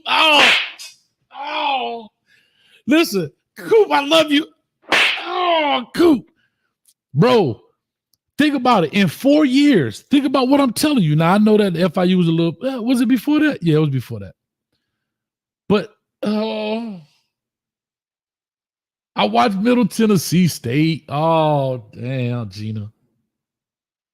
Then I watch us not take a knee. Oh, how much pain do y'all want me to endure? I'm not a painful. And that's going to live forever. And you think I'm finna come up here? I think it's time for us to win now, Coach. But DP, you think I'm finna come back up in here with a team like we done put together and lose? Because look what people saying in the chat. Hold on, I want people to understand this. I'm sorry, my nose running my eyes. Hold up. Because this is the part that got me. I just saw this. Hold up. I want to make. Here we go. Shout out to Juan Manuel. That was Manny Diaz's fault. And this is exactly what I'm talking about. And then we're going to lose to the same guy that everybody blaming at Duke. First year there. They don't have the athletes we have. They're going to play in Miami, and we're going to lose to them? Oh, hell no, Gino. Get the step in. Step, Gino. Step. Yeah, well, Coach, I wish Mario was the type of coach that during the game we playing Duke, we get a turnover, he pull out the turnover chains out of nowhere. Like, oh, this is what it is. He pull out all the turnover chains from all the years past. But I know he ain't going to do that. But that's swag if he did do that. That's swag. That's going to get your team hype. I ain't doing it. No, I'm not doing it. I'm not doing it. I'm not. I would still watch Miami, and I'll go back to I would do my shows, and I love y'all, but I can't, dog. I can't. I would have to you gonna treat us like Colorado. Don't do it, Coach. No. I just what I'm saying is I can't be that invested, dog. Because here's why I say that. I have no control over it. You see what I'm saying? Like, I can't invest that much emotion into something. Like, y'all don't realize doing these shows, think about what I'm telling y'all, doing these shows, bro. It's like coaching football, bro. I've been off work. Y'all know I teach and I'm off. It's summertime. Bro, I work more now than I did then. Editing, trying to make video, keeping content rolling. It's a slow time of the year. You're trying to create new stuff. You're out there talking to people, trying to get sponsorship. There's a lot going on. And you think I'm going to sit here and I'll be watching the TV for 3-4 hours every Saturday and to lose to Duke? Oh, hell no. Got me cursing on the family show. I ain't Well, gonna do I it. will say too, Coach, man, we finally doing something I've been screaming for years, man. We building them trenches. Once you get your trenches established, that attract talent, man. Any DB want to play behind a good D line. Any wide receiver, good quarterback want to play behind a good O line. So the trenches attract good talent, man, and we building them trenches, and I love it, dog. One man will say, "Oh shoot, Cohase is right. If we lose the Manny in the Cuban Bowl, we'll be laughing stock, bro." This is what I'm saying, and that's why I think that's why I don't like Duke, because again, Manny Diaz was a scapegoat for all that went wrong. I keep saying this, I ain't gonna say it no more. And now he gonna go to another team, get on a plane, fly his behind down here, right? They even blame the man because he was Cuban and didn't speak Spanish. Come on, dog. God dang, bro. That's wild. That's wild. Like, bro, like, come on, y'all pick anything. And this dude come down here and beat our coach in his third year. There's no excuse. We got $1 million quarterback. Hell, I don't know how much we paid for the running back, but I know we cut some checks. Man, please, dog, I ain't having it. And to be fair on Manny's behalf, man, there's a lot going on before Manny even got here. Of course. He only was able to do what he could do because it started at the head. You feel me? I can't. What his name was? Blake James. He was the last athletic director. Yeah. Yeah. See, he was hurting us too, man. So now we got another athletic director. They pumping money into the program. We really don't got no excuses this year. The scares of cupcake. Come on, dog. This is what I'm saying. Go out there looking like we looked against NC State. I'm with you, Coach. Bro. Go Knights. And not only that, the cupcake schedule. We don't have a Clemson. We don't play at North Carolina. We don't play at North Carolina State. Like, all those teams been thorns on our side. Yeah, we're going to play Florida State. I want to play them. Like, come on, bro. We don't even play Pittsburgh, dog. Like, guess what, Coach? Our first 5 games are in the state of Florida. I get it. Listen. I'll say this. I go to other channels. I had to, talking. And the first thing they said, well, what about Miami? And Miami got that cupcake schedule. I said, you're right. And what? So? And? Don't be mad at us because y'all AD suck. That's your fault. And to be real, who can tell me that Michigan had a tough schedule last year? They had one tough game. Right. And I don't care. Guess what you call them? Guess what you got to call them? Yes. Champions. At the end of the day, you got to call them champion. You don't say, yeah, they champions, but no. You know what you say? 2024 champion. Damn about and they showed the college football, the football where you can still win by running the football. Still win by running the ball. Come on, dog. Come on. A dude bet me last night. Shout out to Rico. Y'all gonna laugh at this though. A dude bet me. Well, I actually bet him because he was telling me. First of all, he said that Colorado had better talent at all positions except tight end. And I bet him his left. Wow. I bet him his left eyebrow, the right side of his mustache, and the left side of his beard. So that boy gonna be zigzag. Yeah, he didn't believe that. I don't care if he believe it or He not. didn't believe that when he said that. If he don't, get what? He don't shave that face. He said that they're gonna have a better record than us. I said I'll take that bet any day and twice on Sunday. Now, crystal ball. If I lose an eyebrow for your ass, hold up. Crystal ball. If I lose an eyebrow for you, bruh, you already owe me a phone call from 2012. I ain't got. And if I lose an eyebrow for you, boy, let me tell you something. I'm gonna have to come to Green Tree, boy. We got to have a sit down. We're gonna have to have a talk. Yeah, and I'm coming in there with my eyebrow missing.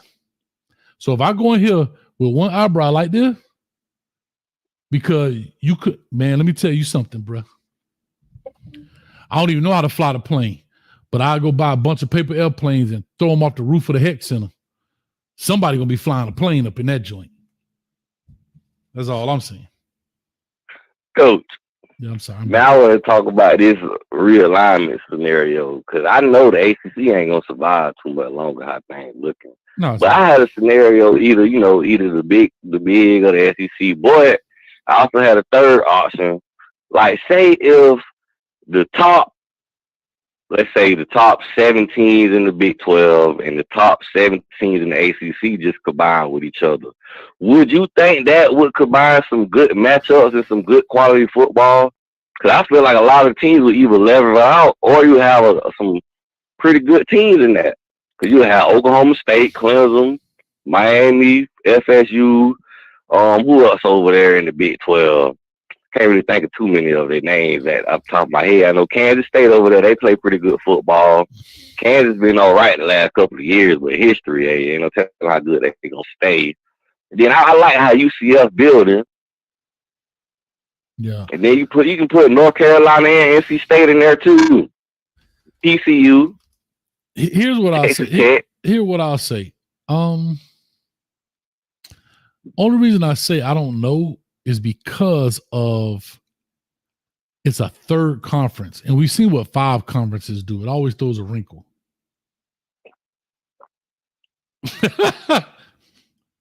Reggie, Coach Hayes will be walking around Orlando looking like Ronnie DeVoe.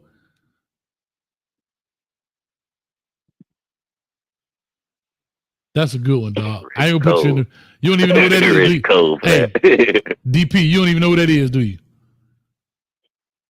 I heard the name before. Come on, man. That's New Edition. Can you stand the rain? Come on. Storms will come. And this we know for sure. Tell me, baby, can you? Come on, man. Hey, this is why I like doing these shows. I get some of these young whippersnappers on here.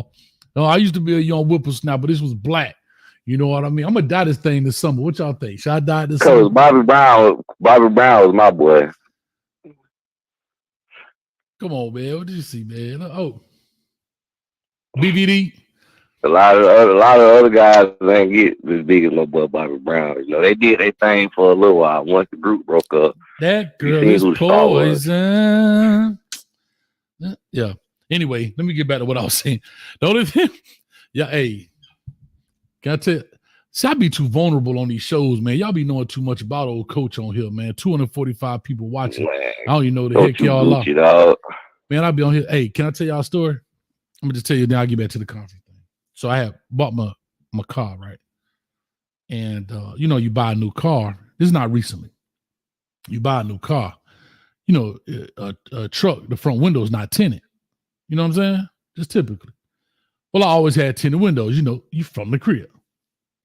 So I'm in the car, and I'm in there singing. I think I can sing. I know I can't sing, but I think I can sing. It's a different. I know I can't sing, but I know I can sing, if y'all get where I'm coming from. So I'm in the car, just got the brand new car, still got the new car smell, got the plastic on the floor. You know what I mean? The little paper thing with the maintenance people, you know what I'm talking about. So I get on there. I'm in the car at the red light. I'm singing. I'm going in. I look to the side. I forget I don't have tinted windows. I look to the side, lady like this. Like looking at me like, what in the hell this dude doing? Bro, I bust that right. I never forget. I bust that right and went straight to the tinted window spot. And hey, I need you to drop 2 of them dog boys on the front right now. I can't take this no more. Y'all ain't gonna do me like that. So we dropped 2 dog boys on there and we was good to go. But that's just my story as I digress. But anyway. Don't you wild for that. I told you, dog, I'd be too vulnerable. You had it straight now. You couldn't be fishbowl shot no more. I was in that thing. Man, I was singing like I was skinny Luther. Woo! I was in that thing ready, boy. I was. It be like that sometimes when you be in your vibe, especially on that cane juice. Yeah. If it isn't love, why do I hurt so bad? Come on, man. Anyway. Conference. I think the oddball conference. The third conference throw it off. All right, Reggie, I'll let you slide with the first one. Get right over here, that corner. Coach was at the light trying to get a record deal. Man, hell, Tony Braxton got one in the doggo at the gas pump. Why I can't get one? Shit. Y'all be hating on old coach, boy. Sweet Home Bama says, "Where's the oracle?" I don't know. We've been looking for the oracle. I'm worried. So if y'all see the oracle, please let us know. But yeah, man, I'm excited for this year. Like I say, slow time of the year. We try to make it happen. But yeah, I'm dead serious, Reggie. Tony Braxton was singing at the gas station. You know how the radio be playing at the gas station. She was singing whatever song it was, and the record producer was getting gas too, and he heard us singing, and that's how she got discovered. I'm full of useless information. And now she out here messing with Birdman, flying any weather. You know what I'm saying? Hey, my boy say back of the yard got an ocean out of lake. Son of islands. Hold up. They don't believe me, right? Watch this. Y'all check your boy out, boy. I be on one. Hold up. I'm going to show you something. Watch this. Let's share my screen right quick. Check me out. Tony Braxton. Braxton attended Bowie State University. Shout out to Bowie State, HBCU, to obtain a teaching degree, but decided to sing professionally after she was discovered by William E. Pettaway Jr., who reportedly heard her singing to herself while pumping gas. Come on, man. Come on, dog. Yeah, Coach, know a little something. Man, I'm trying to tell you, bud. You got to call Coach when you need to phone a friend. Huh? Call Coach when you need to phone a friend. Yeah. I does this.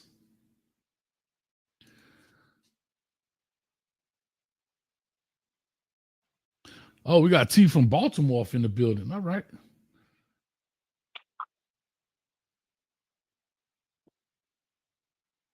Yeah, man. Well, DP, let the people know where they can find you, man. Man, y'all can find me at Daryl Page Talking Sports with DP on YouTube. You feel me? I'm gonna be dropping content throughout the week. So, tune in, check me out, like, comment, and subscribe. Is basketball over yet?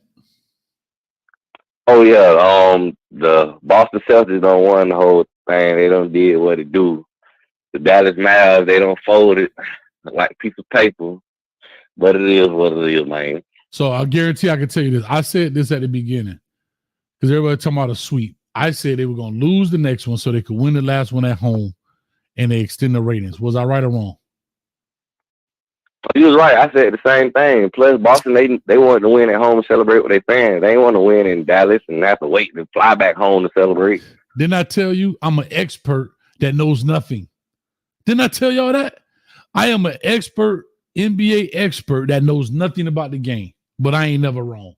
Well, I tell you, DP, what I'm going to do with myself, dog? What I'm going to do, dog? You're a genius, man. A pure genius. Sometimes you're an unadulterated genius, man. Sometimes I shock myself. You understand me?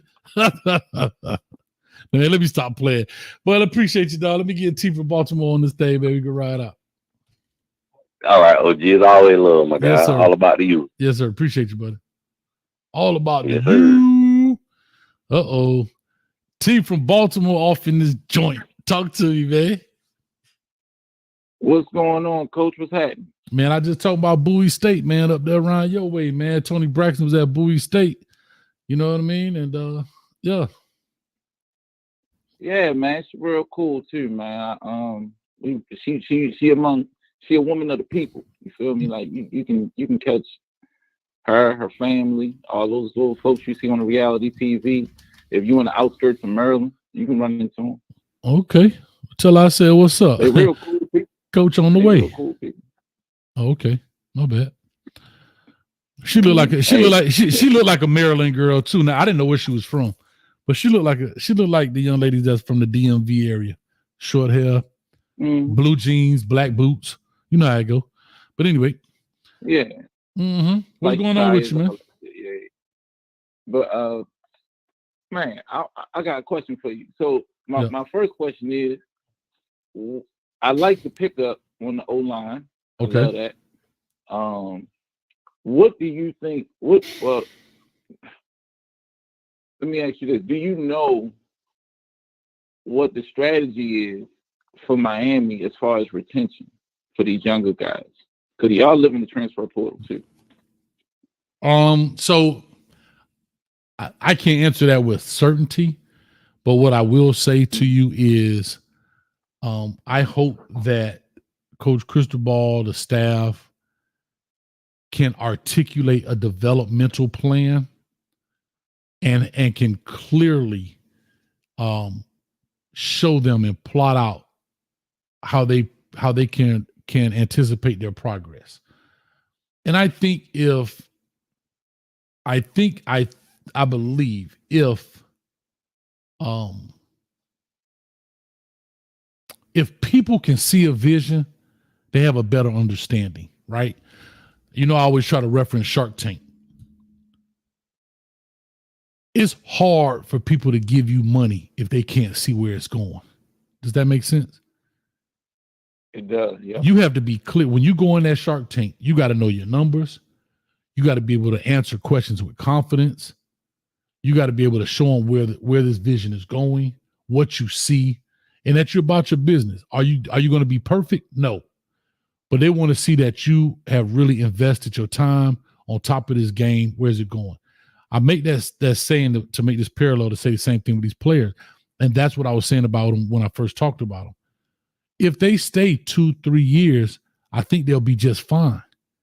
But what happens is if they don't have a clear vision, and I brought up a developmental plan, if they don't have a clear vision, I could see them transferring out, right? Because that pressure gets on them. Because think about this. When kids in high school now, this is when it all started in high school. He got to be starting as a freshman. Kids don't want to play JV. If you play JV, you suck, right?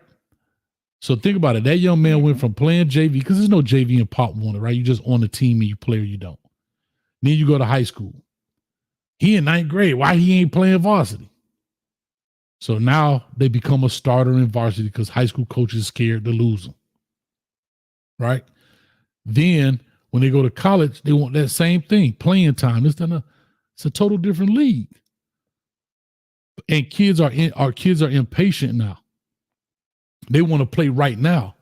They don't understand the value of sitting and learning. Shout out to a Carson Beck who sat behind a Stetson Bennett for 3 years. He could have left and probably went anywhere just to play. And it works out for some, and some it doesn't work out, T. So I can't make a decision for a kid. He got to make it for himself, and I got to wish him nothing but the best. But that's how I say that, to try to answer your question. So what their plan is, I don't know. Hopefully they have a good development layout for those players so they can show them and be honest. I think and Cristobal always talks about being honest. So be honest with them. Say, this is what I look at, this is what I see. And they still committed. That means they're committed to that plan as well, in my opinion. I agree. I mean, I've seen it. The same plan you're talking about is the same plan we implemented in the military, man. We was going through a bad retention problem, and we developed certain systems. We have a career tracker system, for example, that'll kind of lay out your natural progression and where it's supposed to be. Mm-hmm. So that's the same type of system you're talking about. Okay. Where you just basically lay it out for the kid. You know, you meet these marks. This is what's going to get you on the field. This is what's going to get you more playing time, yada, yada, yada, so forth, so on. So, see, let me tell you something. T, I told you I'm an expert at everything and know nothing. Now I'm a military expert. Yeah. See what I'm saying? I surprise myself sometimes. Golly. Hey, you got to stop. You got to stop, dog. But look, but you know what? I don't know if those positions even exist, like a retention. I'm curious to see what these schools going to do in the next 3 or 4 years, man, as far as retaining these guys. Because the transfer portal ain't going to do nothing but get worse. If they have them, the NCAA. No, they have them. They call them player. They have them. They call them player development, right? Player development people. Mm-hmm. This person, yeah, they have them on staff now. I'll put it this way: that's their title. So right. I don't Right. know. Right. That's their title now. You know what I mean? They got a billion titles that say that. Yeah. So these people to help you got player. You got player development. You got player. They give all type of titles now. You got player development guy. You got a football operation dude, that's the logistics stuff. You got what do they call it now? General managers now in college. So everybody come up with whatever they want to. No, those titles are no different than coaches calling plays a certain name. Right, because those guys are usually just so happen to be ex-football players for the university. Like, everybody know what that is. Another path to a GA. That's it. Same thing. A player liaison. Yeah. Real quick, let me answer this. Juan Manuel says, Coach, is it V? Are you saying Juan Manuel V or are you saying Juan Manuel 5? I'm not sure that's Roman numeral. Coach, who are the 3 players on offense and defense not named Cam, Ruben Bain, or Ruben Bain, you are excited to see this fall? Oh, I can't. You want me to answer that like seriously? Cool. I really want to see, I'm going to even leave out the obvious, like the Kikos. I want to see Wesley Basaint's development this year. I want to see I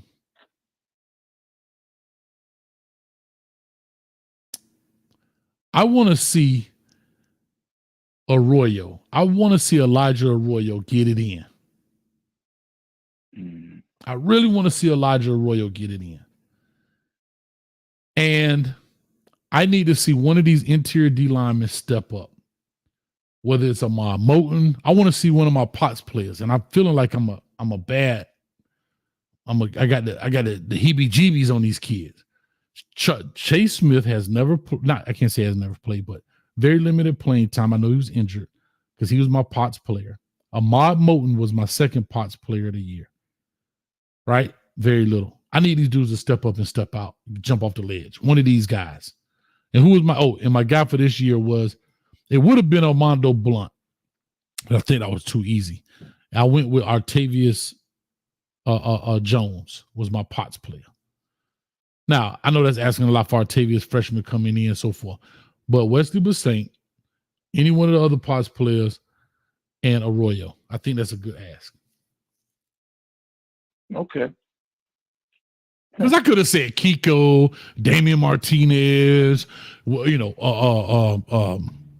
Restrepo. That's easy. Like, that's low-hanging fruit. That's what I thought. I was thinking for Restrepo, but okay. But that's low-hanging fruit. Like he already has shown what he is, right? So I could have said that to sound great. I could have said that and be like, yeah, but Xavier Restrepo, we know who he is, what he is. We know what we know what he brings to the table, right? I want to see some of these guys. I want to see some other guys. I could have said, oh, well, Damian Martinez had to run it back. Well, we know what he did at Oklahoma State. At Oregon State, right? He's got a body of work. We see what Restrepo's done here at Miami. He's got a body of work. Who else? Like Kiko, he got a body of work. So that was low hanging fruit. Okay. Yeah. So let's have some fun. Talk to me. Why y'all gonna beat Florida? Because we better than them. What you talking about? And we got Cam Ward. Stop it. Come on. Stop it. If it's good for other teams, why I can't answer the same way? It's good for them. Why it ain't good for me? We got a gold jacket. Dog, think about it. We got a gold jacket dude on our team, dog. Jason Taylor got a gold jacket. Is his position group the strongest? My coach wear loafers.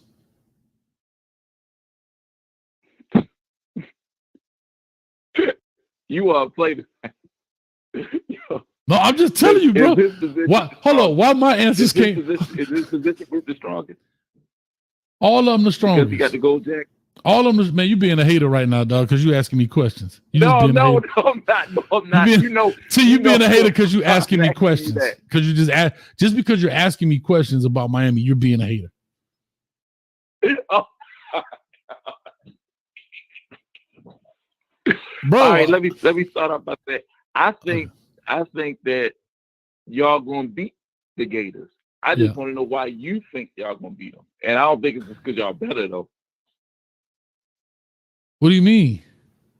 Because we wear orange and green. They wear orange and blue. That's why we're gonna beat them.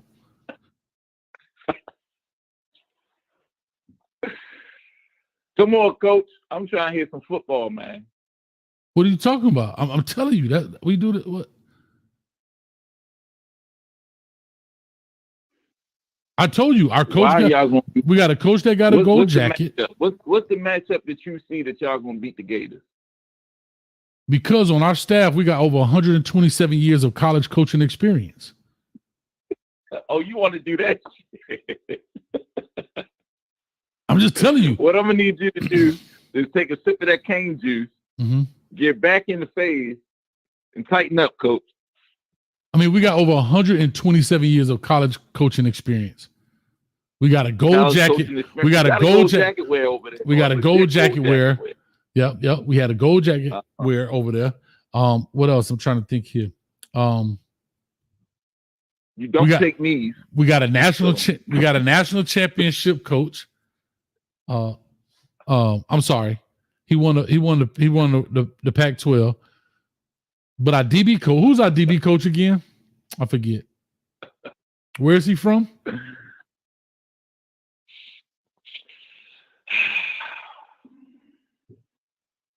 Coach, I'm just saying. Why are y'all going to beat the game? Because we put $100 million into the program. That is a lot of money.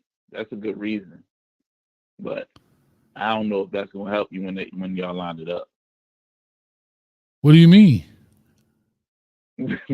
Our coach, our coach got his own loafers from Men's Warehouse. Like they sell Mario Cristobal loafers in Men's Warehouse. He got his own shoe. Hell no.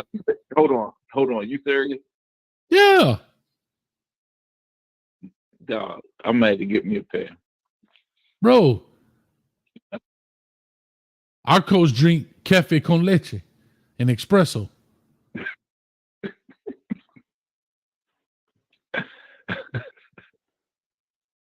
I like what y'all got going on in the trenches overall, though.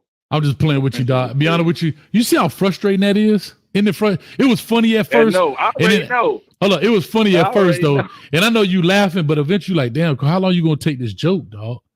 But that's how it be for me when I do these shows. It never stops. It never stops, dog. It's like, okay, how long we gonna do this, dog? Like, it never stops. That's how I feel. Like, and they be dead serious. But anyway. And no, he does not have his own shoe at Men's Warehouse. They got to do that because they don't really have they haven't seen the group together. Like I've never seen people so confident in a group they've never seen play together. Like on paper, Kevin Durant, and that move to the Phoenix Suns with Bradley Beal and the other guy, that sounded like a good idea. Mm-hmm. They didn't win nothing. Like when him and Kyrie got together, like they two great players, right? You would think, like, okay, it's only 5 guys on the court. If I got the best 2 at all times, we should win every game. Right. That's how they sound. Like we've seen it. We've seen this play out. We've seen LeBron James lose to it was an older Dallas team. Like they didn't have as much talent as Miami. Right. Miami should have blew them off the floor, but they lost. That's real. Like that's what I'm saying. Like I don't understand that logic at all. But let's get back to the football. Rocky, I see you in here, Rocky. I'm gonna let you in. He's gonna ask me these questions, then we'll get back to the football. Go ahead, talk to me right quick, and I'm gonna let Rocky in. Since the phone line ringing off the hook. Mm-hmm. So why y'all gonna beat these Gators, man? What's the matchup you see? I'll tell you what I see, but go ahead. I just think our quarterback play, in my opinion, from an experience level, right? I think it's definitely going to be a hostile environment, right? We know that. It's the Swamp. First game of the season, a bunch of drunk college kids, a rivalry game that they never want to make it a rivalry because they always want to play you here and there. However, it's a hostile environment. but you do have a veteran guy. I believe we're going to have a strong running game. I think the defense is getting better, and I also believe in my heart of hearts that now this is year 2 for both of these coordinators. Even though you got some better pieces, some new pieces, I think that the foundation of both sides of the ball are kind of set. I think the majority of the people in the building kind of know what they want and expect it. Does that make sense? Like the concrete is drying. Does that make sense what I'm saying? Like it, Yeah. Yeah. And that's why I kind of feel about it. I think we have some good athletes who can make plays on them. And I think also they have quite a few distractions on them right now. I think the pressure is really on them, believe it or not us. The pressure to win that game is more on them than it is us. Even though we definitely need to win that game, we want to win that game, but the pressure on that coach, on Coach Napier and that coaching staff and a young Austin, wasn't it Austin Armstrong, I believe, to prove, think about that, to prove that they are worthy in essence, right? Because Austin Armstrong did receive a lot of flack being very young. Who is this young dude? And defense has always been an issue with them. Remember with God, I can't think of the guy's name before that, when Mullen and them was there and so forth. So they have some boxes they need to check. And I believe we go in comfortable. I don't believe a loss for them to lose could be the beginning to the end for that regime. That's how I feel about it. What's your thoughts? And then I get Rocky in. I think that they are susceptible to big plays. I think Cam is going to kill him in just explosive plays. Like, for those who don't know, 20 plays of 25 yards or more. Correct. I think y'all going to have more explosive plays than them. Because their defense is good in the red zone for the most part. It's pretty solid.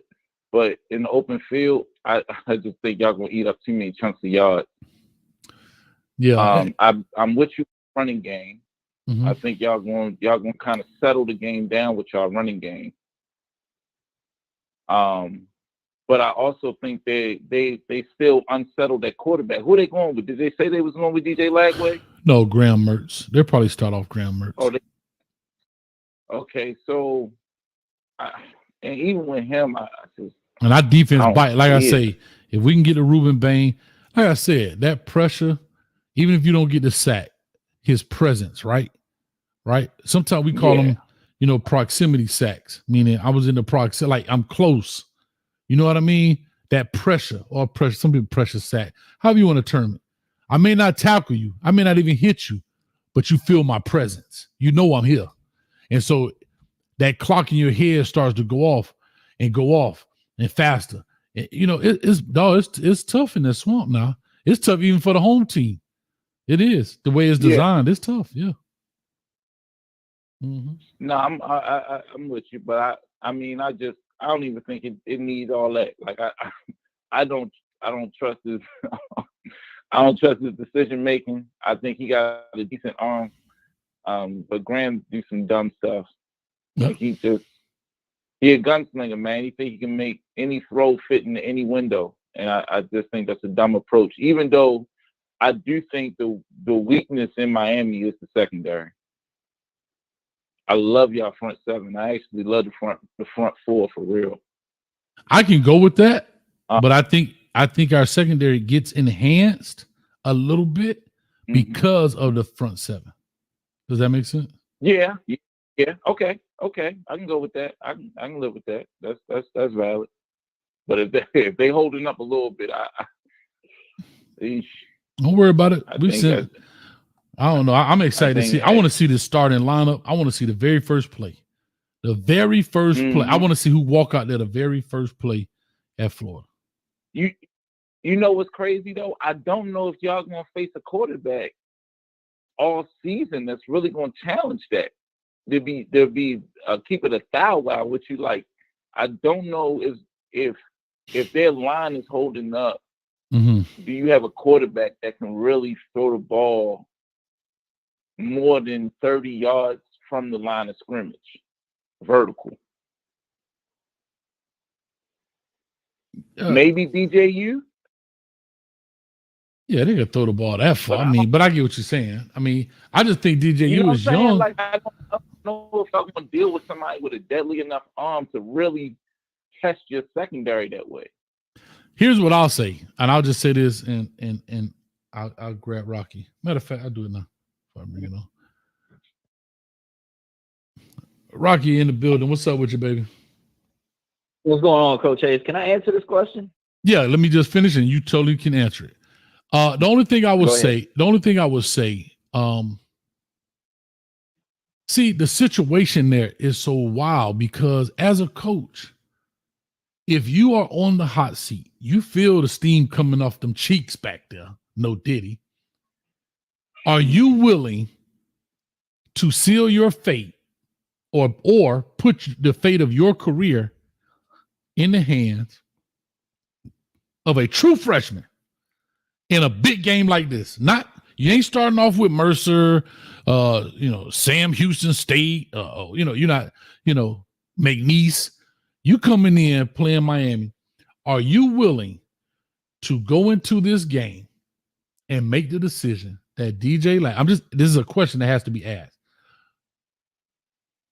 Because optics is everything. Remember, who's making the decision? Some people ain't at practice every day. You go in there with DJ Lagway. You go in there with DJ Lagway as a true freshman. Yeah. And you lose. I would. You know what they're going to say? Why didn't you play the more experienced guy? If you go in with Graham Mertz, who is the most experienced guy, and he struggles, now you got to make a decision with the young dude. And that's why I said this game could be the beginning of the end of this era. That's all I wanted to say. But I know Rocky wanted to answer. But correct, ahead, Rocky. I'm surprised. All right. The question on the table is, why are we going to beat the Florida Gators at the Swamp? All right, I'm gonna give you the big three. Number one, we're going in with a guy that's played at the Apple Cup, at Husky Stadium. He's played at Oregon. He's played at all the big games. He's not going to be overwhelmed by the atmosphere or the situation or the moment. And he's going to have that calming presence on the entire team. That's what everybody is missing this offseason, is that we finally have a leader, a quarterback that we hadn't had in a long time behind center. That's the main one, the big one. All right.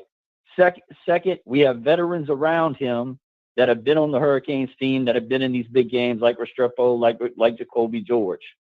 All right. I'm talking about on offense right now. Okay. Okay. Defensively, the Florida Gators, and I haven't kept track of what they've done in the offseason, what they've done in the portal. I haven't. But they better have stepped up their game on the offensive line monumentally, because our front seven is going to crush Graham Mertz if they haven't. I don't know what they've done to improve their offensive line, but that O-line was horrible last year. And if our front seven could get to Graham Mertz and get him rattled, which I think will happen, like Coach said, then they have to turn to a true freshman. That true freshman comes in, it's over. Kiss it goodbye. Because the true freshman isn't going to beat us in a game like that. No way. No chance. He better be Trevor Lawrence 2.0. I mean, we just seen the kid from North Carolina start as a true freshman and was pretty goddamn good. No way. Yeah, but his first game. But we're talking about a rivalry game, coach on the hot seat.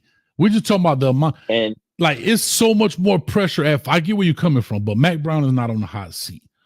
Who was his first game? Yeah, Coach, you're right. Who was his first game? Got all kind of crap flying around him. Bro, he got Rashada. You talking about UNC? You talking about UNC schedule? Yeah. No, I'm just saying, we saw that boy come in and was slinging that pill, man. But who are you talking about? From North Carolina? Ooh. Yeah, I'm talking about number 2 in the draft. Was it May? Yeah. Drake May. Was he a true freshman? I mean, just popping pimples last year? Yeah, he's a true freshman. The first year he started, he's a true freshman. Oh, And he okay. was kicking ass. Drake May was a true freshman, bro. He only spent 3 years in college. Oh yeah. Let's see. young. Let's see. Let's pull up some Drake May right quick. I just want to see because I know. I mean, I'm not saying you're not, but also did he play a team? Was it that first game? His caliber of Drake May didn't start as a true freshman. That's not right. He didn't start as a true freshman. He sit for a year. Yeah, he sat. Let me see. I'll pull it up right because I don't know. So I'm here to. Drake May played.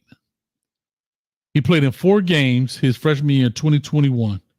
He had 7 completions for 10 attempts. And then 2022, he played in 14 games. And he had 4,300 yards. So yeah, he played as a redshirt freshman. He was a redshirt freshman. He played the freshman. Yeah, redshirt freshman. Yes, so he's a redshirt. So I know he was on in college for 3 years. Maybe I was confused. I seen him play as the true freshman. Right. Okay. So I'm having Brad Kaya flashback. So you telling me a true freshman DJ Lagway? I'm not saying y'all gonna lose. Calm down. God damn, y'all go crazy. Jesus Christ. My man going off like, yo, you telling me a true freshman gonna come in and do something? No, that's not what I'm saying. No way.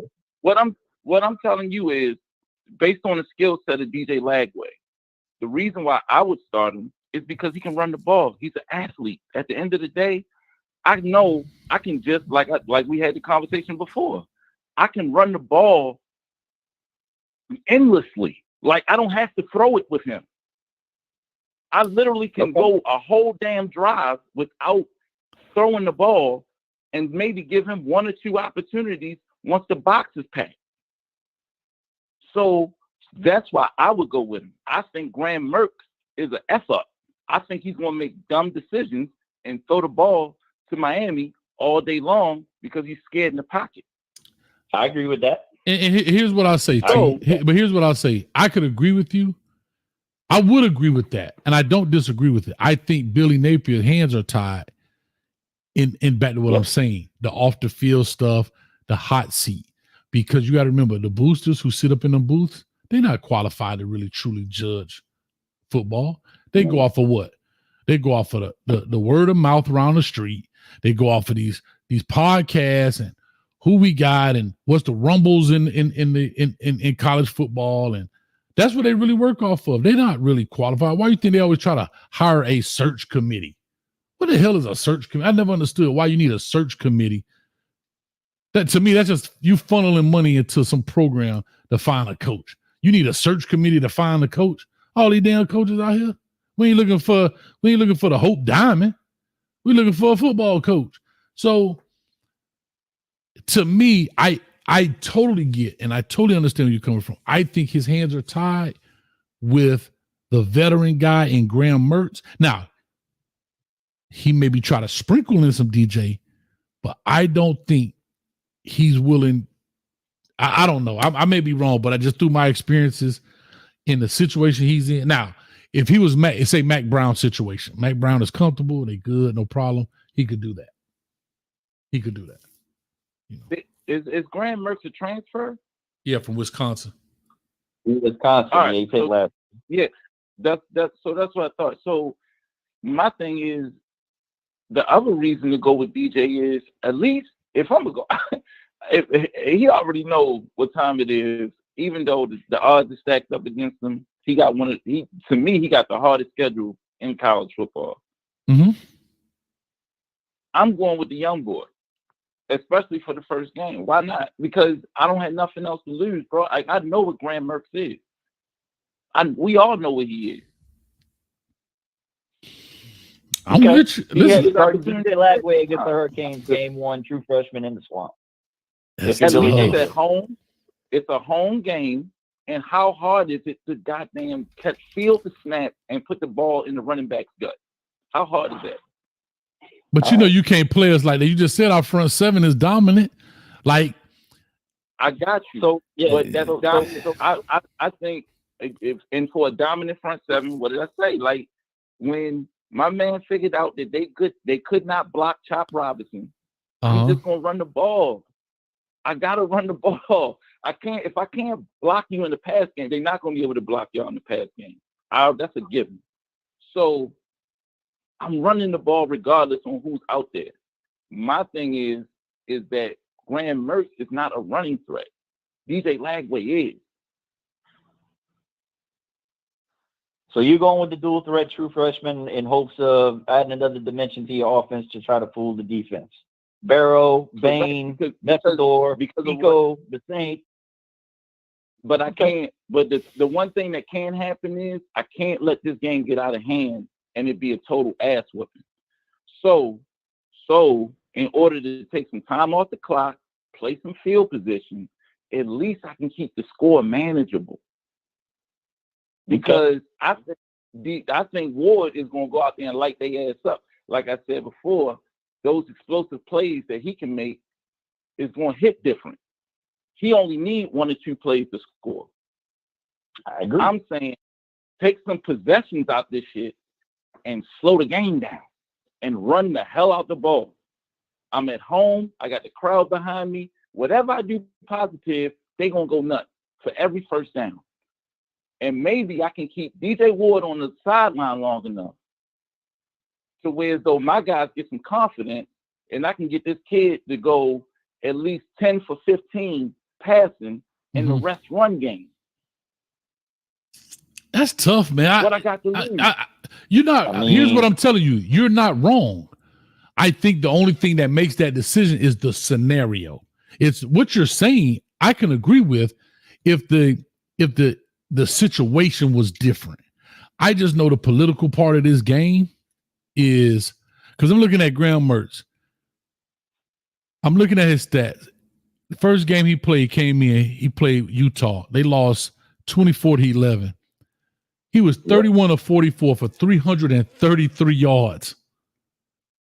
Like, only thing I'm saying is, I'm gonna go to Tennessee. They actually beat Tennessee. No, coach, and you know what Utah did to him? They ran the ball. But I'm not mad at you. But I'm talking about him. He's 19 of 24 for 166, no tub. And they beat Tennessee. I'm just talking about what you have. I'm looking at big games. They lost to Kentucky, right? He was 25 of 30 for 244, 2 touchdowns. I don't think they think he's the problem. That's how I'm looking. I'm just trying to look at games. They beat South Carolina by 2 points. He is 30 for 48 for 423 yards and 3 touchdowns. See, I don't think they think he is the problem. It could be defense. Like the dude was 3 touchdowns, no interceptions for 423 yards. But they won 49. They won 41-39. And that's probably why they got rid of Corey Raymond, which they had to get rid of somebody, and they didn't want to get rid of Austin. What's the name? Austin Armstrong, the defensive coordinator. So they tried to blame it on the DB. They tried to blame it on the DB coach and Corey Raymond. So I think in my mind, they think that Graham Mertz is not the issue, because if you look at this, they put up 35 points. They lost to LSU 35 points, right, last year. Okay. Well, LSU, Graham Mertz was 26 of 38 for 311 and 1 touchdown. They just weren't scoring points, but he's getting the ball around. It's just, I don't know. It's tough. It's tough. But see, that's what I'm saying. Like, he a yard getter, bro. Like, he one of them almost guys. Like what you just described with Ruben Bain. Like, I hope he just get the pressure. No, I want Ruben Bain to hit him. Like, I hate almost players, bro. No, like, I get it. That's the most frustrating play. I was right there. I almost had him, coach. Listen, I was like, stop. T, hit him. I'm with you. T, I'm with you. I'm with you. What I was saying about it, just to clarify, what I was simply saying was he can feel Ruben Bain. He know he coming. So that turns his clock up. That's all I was saying. Go ahead, Rocky, and then I'm going to get his donut love. Yeah, all right, look. Let me look at. Let's throw it this another way. Throw this at it another way. Okay, how does Miami lose this game? 2 ways. One, they turn the ball over 4, 5, 6 times in the game. That's one way they can lose this game. 2, the offensive play calling because of the new pieces, quote unquote, Cam Ward, Damian Martinez, is so discombobulated during the game that they can't get into an offensive flow. That's probably the best 2 ways I could see them going in there and screwing this up. Other than that, man, I just don't see it. I don't see it. Yeah, I mean, it's going to have to be Coach. We spent too much money. I mean, I mean, look, we brought back. I mean, you bring in Cam Ward, you bring in Martinez. Who knows what Fletcher's status is going to be? You got a Royal healthy. You got a fresh. You got a healthy Restrepo. Restrepo, George, and Horton are back. Plus Sam Brown. I don't see it. I don't see how you stop all that.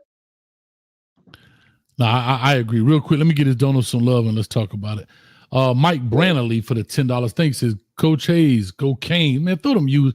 Do me a favor, man. If y'all members in the building, y'all spam up the chat with the emojis. If not, everybody else throw you up in the chat, man. Let's get this algorithm going. 242 people in the building. We are broadcasting on Facebook, YouTube, and Twitter. You heard how I said that? Twitter on X. Sounded a little, I ain't gonna lie, I was tripping right then. I had to slap myself. Hold on. Mother, talk like that. Sorry. Trying here tripping. Twitter. But anyway, here's what I want to do. I want to look at something right quick because they have these. I want to pull up the Florida Gators depth chart from ourlads.com. Now, it's not maybe always accurate, but gives us kind of a framework of what to work in. Elijah Badger is the receiver. I believe he came from Arizona State, if I'm not mistaken. Maybe. I think he came from Arizona State. Correct me if I'm wrong, fact checkers in the chat. Eugene Wilson is the young cat that did well. I don't know about their running back room. I may be wrong. Did they get the kid? Who's the guy they got? Montrell Johnson? Is that the guy they got? Yes. They brought in? Yeah, Montrell Johnson. Where is he from? Come on, man. How many ads y'all gonna put on my doggone computer, man? Let's crap out of here. Google tripping. Oh, he transferred from Louisiana. So he from Louisiana, Lafayette. Lafayette? Yeah. So that's their starting running back. Not saying it's a bad thing because it's what it is. Treyon Webb, and then you have a true freshman. They only got 3 running backs on the table. Montrell Johnson, Treyon Webb, who's a sophomore, and then Jaden Ball, who's a freshman. Bro, I can't deal with it. Golly, Google, y'all tripping. Y'all getting the butter from the duck with all these ads. Bro, I can't even see the screen. They got 10 ads on top. I'm trying to close them all. Maybe I'm getting spammed out here. Yeah, he's from there.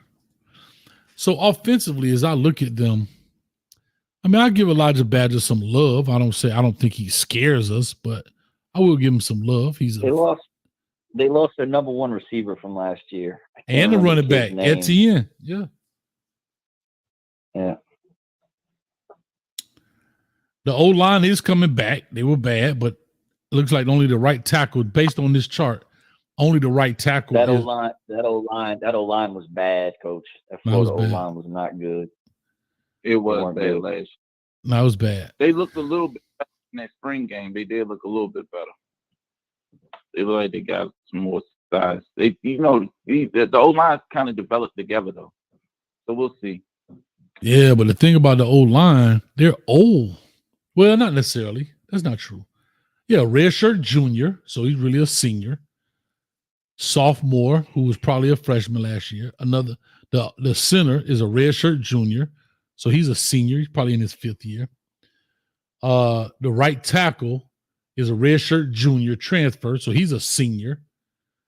And then they brought in a redshirt senior transfer at right tackle, Brandon Crenshaw Dixon, excuse me. So if you look at it, besides the one freshman in Niger, I guess that's how you say it, Niger Harris, was the only true freshman. So they got some older guys, and if they were that bad, I don't know how much better they were going to be. It's not like they grew up because they were young. They were, think about it, they red shirt juniors. Right. Yeah. So that means they were actually juniors. They were in their third year. It's a unit with a little bit of continuity, though. I mean, that's even more reason to goddamn run the ball. The easiest way. You ain't gonna let that one go, huh, dog? You gonna go in and ride that one out, huh? I mean, how I feel about that, though, I hear where you're going with that as far as with the true freshman, with the young kids. I mean, that might work first few times, but, man, you can't be one-dimensional either. You start to get that figured out on defense, and, I mean, that gets shut down. Yeah. So it depends on how much time it takes you to figure it out. Yeah. It depends on how much time it takes you to figure it out. I just think that I just think, in my opinion here, that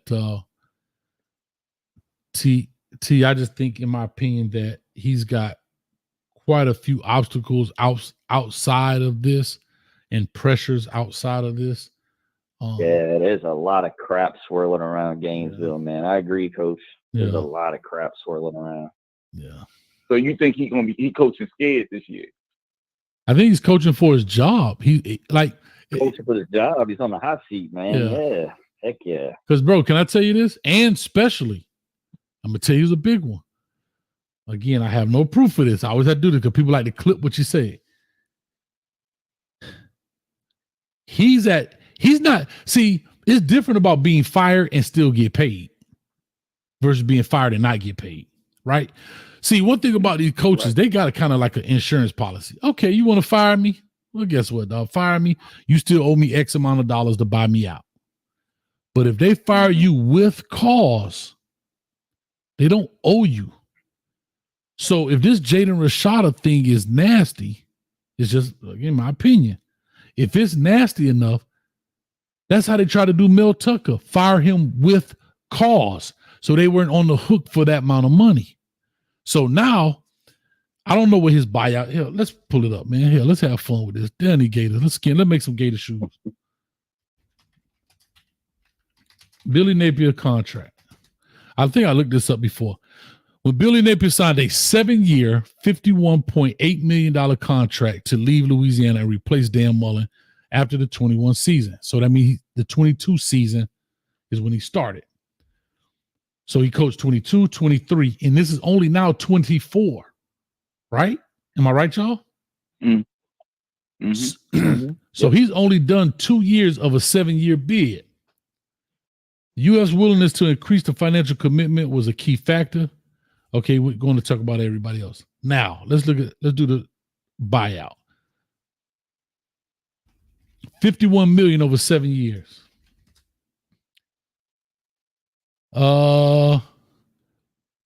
This article says October 23rd of 2023. It says, how much would Florida have to pay if Napier is fired? Let me see if I can skim through this and find out. Okay, here we go. So Napier is earning $7.2 million this year in 2023, will earn $7.3 in 2024, and so on in total, that 7 years deal. If they want to buy him out, Florida will be forced to pay 85% of what remains on his contract. The 85% number does not change by the year. It would be 85% of the salary owed for the next season's left. So if he makes $7 million, that's $14 million. What's 14 minus 50? Let's round numbers here. 14 minus 50, 36. What's 85% of 36? Somebody do the math. I'll do it right quick. I understand. 29. What it said, 36? Mm-hmm. 30 million. So they'll owe him $30 million to go home. Fire me. Well, I mean, that's better than Texas A&M. They had to pay $72. Yeah, but what I'm trying to tell you is, if I got something hanging over your head, I ain't trying to pay it at all. If I could fire you with cause. And the folks in Gainesville, bro, they looking for a reason, behind the scenes. That's the difference between him and Mario. You could say Mario, year 3, they got some pressure on him, but the alumni, the NIL, the collective, they're all behind Mario. Man, in Gainesville, they're looking for a reason to let go. So here's what only thing I'll say. If you look at it, you gotta remember it's $30 million to him, plus you still owe his staff, right? Because they got contracts too. And you got to pay the new coach coming in when I can save that money. But Billy Napier is fighting to save that $30 million. Because if he wins, they probably have his back with this case. You see where I'm going with that? Like, we can't make our winning coach look bad. So we got his back. But if he's sucking, he got to go, hey, baby got to go out with the bathwater, dog. No. So coach, it's not just about going 1-0 that's hanging over his head on that sideline. It's a lot of other factors. Yeah. It's a lot of, listen, when that boy wake up on August 31st, he gonna have the weight of the world on his shoulders, boy. And I get it. That's just coach. That's the nature of the business, though. Yeah. Yeah. But I don't think that losing to Miami is not gonna get him fired. I think the UCF game will get him fired. No, but losing to Miami is the beginning of the end. It might not get him fired, but boy, start the train rolling, because then they're gonna be like, oh, he done lost this. If he loses it, you know how that boosters. Come here, third good. If he loses the UCF, then get his behind out of here. I don't know. But then you got to factor in what kind of loss is it? If you lose 21-17, that's all right. You get blown out, that's different. Yeah. Saying. But that would be my worry for the Miami game. He can't get blown out. if he don't run the stand ball and not get blown out, I think that might hurt him. But that's why Miami walks in there and wins 42-0. What happens to Billy Napier? He may not make it. He may not make it to the locker room. Yeah. He may not make it. He's done. He's done. Hang it up. But the question: who do you get a job to? What does his coaching staff look like? Because that's the next question. It don't matter. The fans is going to be okay with whoever. No, I get that, but I was just trying to think. I'm trying to think who's the guy that you would give the job to. They definitely gonna give it no Armstrong. I'm trying to think who is a guy. Fans gonna want to go grab Urban Meyer. No, but I'm talking about the remainder of the year. You're not gonna change it. You're not gonna go grab. No. I mean, I don't know who the offensive coordinator is, coach. Yeah, it's probably the OC though, because he's probably gonna be the OC. Rob Sale, but. I mean, bro, he young over there. Though, they got to figure something out with the running game. I just don't want to see a blowout that game. That's one of the big games in the beginning of the season. We already know what's going to happen to Clemson game 1 with Georgia. I don't even know why they agreed to that. So I'm actually looking forward to Clemson, Florida. Clemson's gonna get waxed, bro. I don't know who I'm looking at this team now. Maybe Ron Roberts. He's the executive head coach in title. Yeah. He was Auburn defensive coordinator in 23, Baylor defensive coordinator 22-20. I don't know, bro. All I know is we got to pull one of them Olivia Newton-Johns. Let's get physical. Wanna get physical. Let me see that Gator talk. Huh? That's what I'm talking about, man.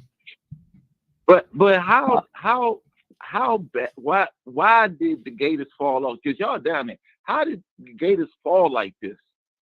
They from Tim Tebow, Dan Mullen, Cam Newton on the same team, and they fell off like this. Dan Mullen didn't recruit. He wasn't big on the recruiting. Dan Mullen didn't recruit, exactly. And your boy wasn't that good either. What's his name? Before him, what's the dude that's at Central Michigan now? McElwain, Jim McElwain. And yeah, McElwain, yeah, he would go. And look what's around. Look what's around him. I mean, Miami brought back Mario Cristobal, the prodigal son. As much as I hate to admit it, that ass at Florida State, Norvell, does a good job. When he, and then UCF. I mean, even UCF has picked up their game. Gus Malzahn is sitting in Orlando, so yeah. So here's what the problem was. Let me see here. So Will Muschamp. Oh, I forgot about Will Muschamp. Will Muschamp didn't do a great job either. So after Urban Meyer left, Will Muschamp goes 7-6, 11-2, 4-8, 6-5. He's fired. DJ Durkin takes over.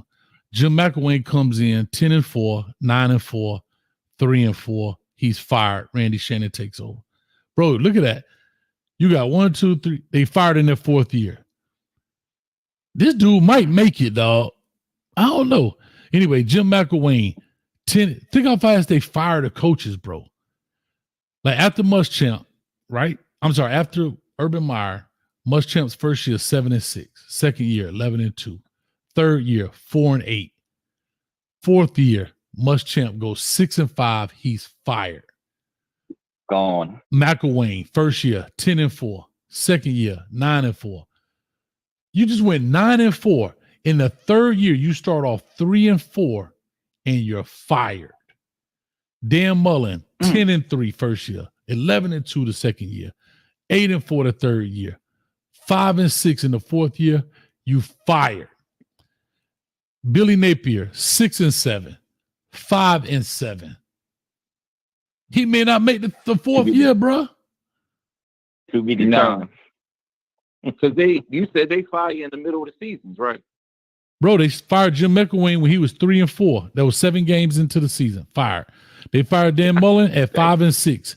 The 11th game at the end of the 11th game of the season. They fired Will Muschamp at 6-5, the 11th game of the season. Life in the SEC. But they also didn't have anything to hang over their head. I'm telling you, Billy Napier guy, if he's a part of this deal. Billy Napier got a lot of stones around his neck. You're right, Coach. A lot of stones. And here's the funny thing. Even if they have to pay him later, like Michigan State has to do to what's his name, the narrative is already out. Like, they don't care about going back paying at 30, but they have a reason to now fire. We're not firing him because of what he done. We want to thank Billy Napier for everything he's done for the University of Florida, all his hard work and dedication to the young men and women of this institution. Me, as the athletic director, have had many great talks with Coach Billy Napier, but at this time, we have to move in a different direction due to the fact of some of the things that are going on in his personal life. And with that being said, I'd like to introduce Rocky as the interim head coach. No, that's just how it's going to go. That's exactly how it's going to go. That's cold-blooded. That's cold-blooded. Da-na-na. Bill Napier has been fired by such as no, it's football. Yeah, I mean, oh. But man, they're down on him already. Yeah. So, bro, he's 6-7. This is what I tell people: he's 6-7, 5-7. Them people want to win at Florida. They want to win, bro. You come in there with a subpar. Think about it. Jim McElwain was 10-4, 9-4. And I misspoke because I thought he did bad because they fired him so damn fast. Hell, he was only there 3 years. He was 10-4, 9-4, start off the season 3-4, and fired him, dog. Bruh. Yeah. Yep. They're talking about in the chat, Tim Tebow. Hire Tim Tebow. Come on, Derek. You know better than yeah, me. they should. They might as well. Shit. I'm just with saying. That kind of track record. Now with Cam Ward, let me ask you this. Do you have any reservations about him because of the big games that he didn't win? He played good, but he didn't win. Well, because it's more. So to me, I think it's a loaded question, right? I always tell people that, especially when a quarterback. I get it. They the face of the program, right? Mm-hmm. They the marquee player. They face on the tickets. But like I just showed you, Graham Mertz, to his defense, he put up 423 yards and they lost. Like, yeah, it's like Michael Jordan putting up 63 against Boston and they lose. It's bigger than an individual sport, and you know that it's a team game all the way around. But the quarterback is the head coach of the field, and he's going to take the win he's going to take the good with the bad. When they win, the quarterback is the reason. But those teams he played too, Coach, had the teams he played that he lost to had better talent around him than what he had at Washington State. Penix had better talent around him than what I mean, he had Roma Doomsday. I mean, Bo Nix had better talent at Oregon. No, I agree, but he was talking about the Cam Ward when Cam Ward lost games, and I was saying correct. When you lose those games, right, to your point, is when you lose those games, even the other talent, well, guess what?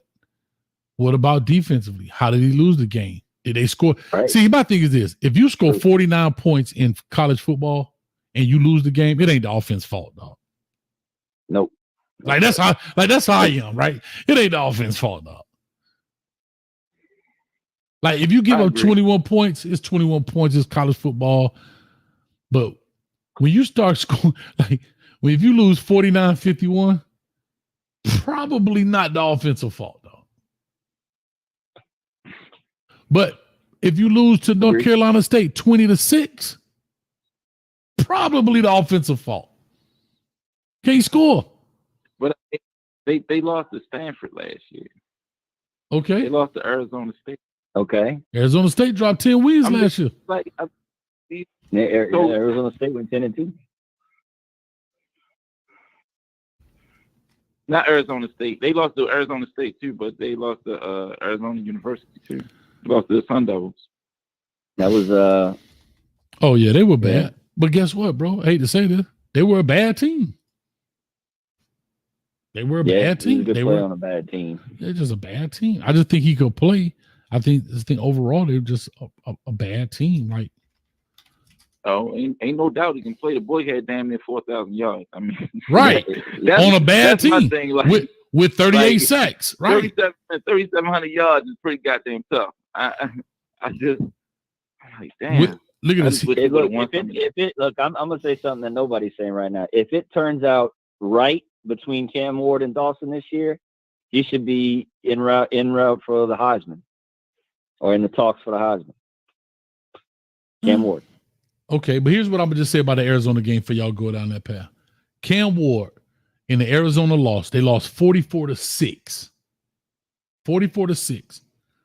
He was 22 of 30, 192 yards, 1 interception. Their running game, Buddy had 3 carries for 23 yards. That was their highest rusher. 3 carries for 23 yards. And you lost 44-6. I mean, like, that ain't gonna get it done. That ain't gonna get it done in any game. Like, that's not true. I lied. Oh, I'm sorry. I was looking at Arizona. I was accurate. So that's a lie. Cam Ward had 8 carries for 4 yards. So at least even with his sacks, he didn't lose yards overall. Nikhil Watson had 5 carries for 0 yards. John Mateer had 2 carries for 0 yards. Jalen Jenkins had 4 carries for 8 yards. And Dalen Payne had 3 carries for 27. So they couldn't run the ball. He threw the ball. Like, they were a bad team. I just think they were a bad team. Bro, as much as Arizona threw the ball, they had 1 sack in that whole game. Number 80, Brennan Jackson, had no interceptions, no turnover. Yeah, it's just a bad game. I mean, bad team. They was good enough to beat Colorado. Yeah. But that's a bad team too, though. I mean, I'm not trying to be like poker bill. Are they not the way they? No, last year they were a bad team, dog. Like, Colorado's horrible, man. No, they were like last year. They were a bad team. I'm not trying to be funny, bro. Like, how do you? No, they were a bad team. Yeah, they were a bad team. They had good. Shador Sanders and Travis are good players on a bad team. Bad team. Like, I know. Oh, you're hating. No, that's the fact. Just like we talking about, Cam Ward is a good player on a bad team. Yep. Let me see here. They lost 10-7. Who lost 10-7? I know. How the hell he only put up? That's insane. Now, yeah, this is a bad. Yeah, well, he was on a bad team. I'm gonna go with that. That's crazy. CW, whose fault is if you lose to a team from Murfreesboro? The head coach. See, one thing about it, I ain't finna spin it.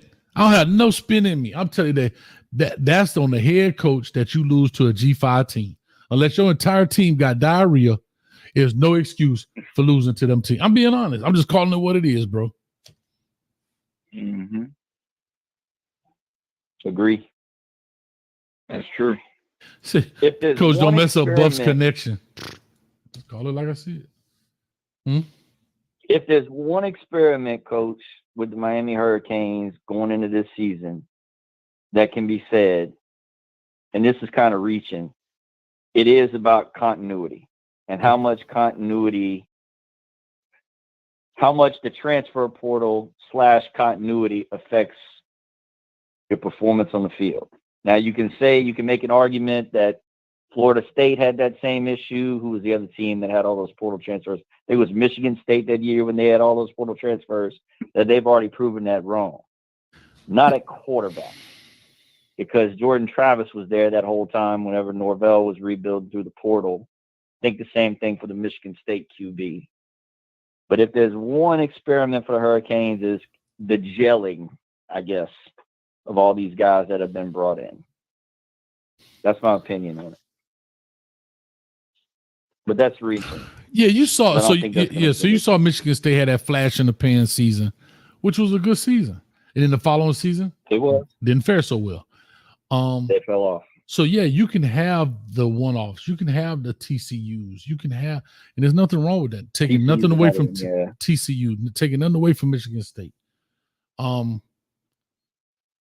But again, I think we're in a transition period of this sport. Like, we're alive during this transition period of a sport where we really don't know what. We know what it was. We know what we see today, but we don't know what it's going to turn into. Like, I always try to bring up the 3-point line, right? Ever since I remember, there was a 3-point line in basketball. I don't know what it was prior to a 3-point line. I heard the story, but I didn't live through it. Why are they shooting behind the line when it's easier to make a bucket at the basket, right?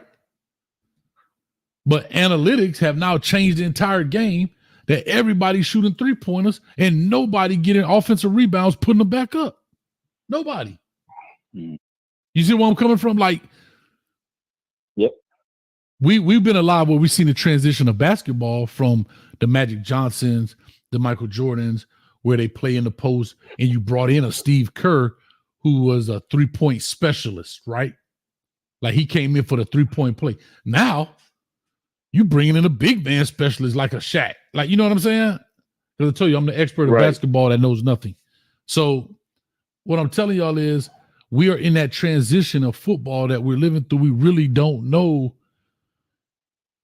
because eventually everybody's going to have so many transfers if they don't make a change, that continuity will level out everything, because nobody has continuity, because everybody is all over the place. Because everybody's going.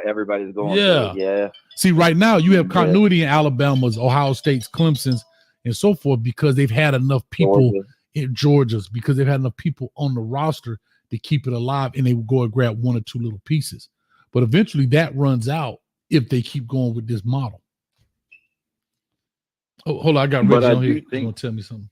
Go ahead, I'm listening. The teams like Miami, and we talked about this before, I think that y'all got a better infrastructure for transfers. I don't know what it is, but it's something about when y'all get transfers, I haven't seen the continuity issues where, like, you lose games and it just keeps snowballing because of continuity. No, I think Miami is really a team that's a quarterback away.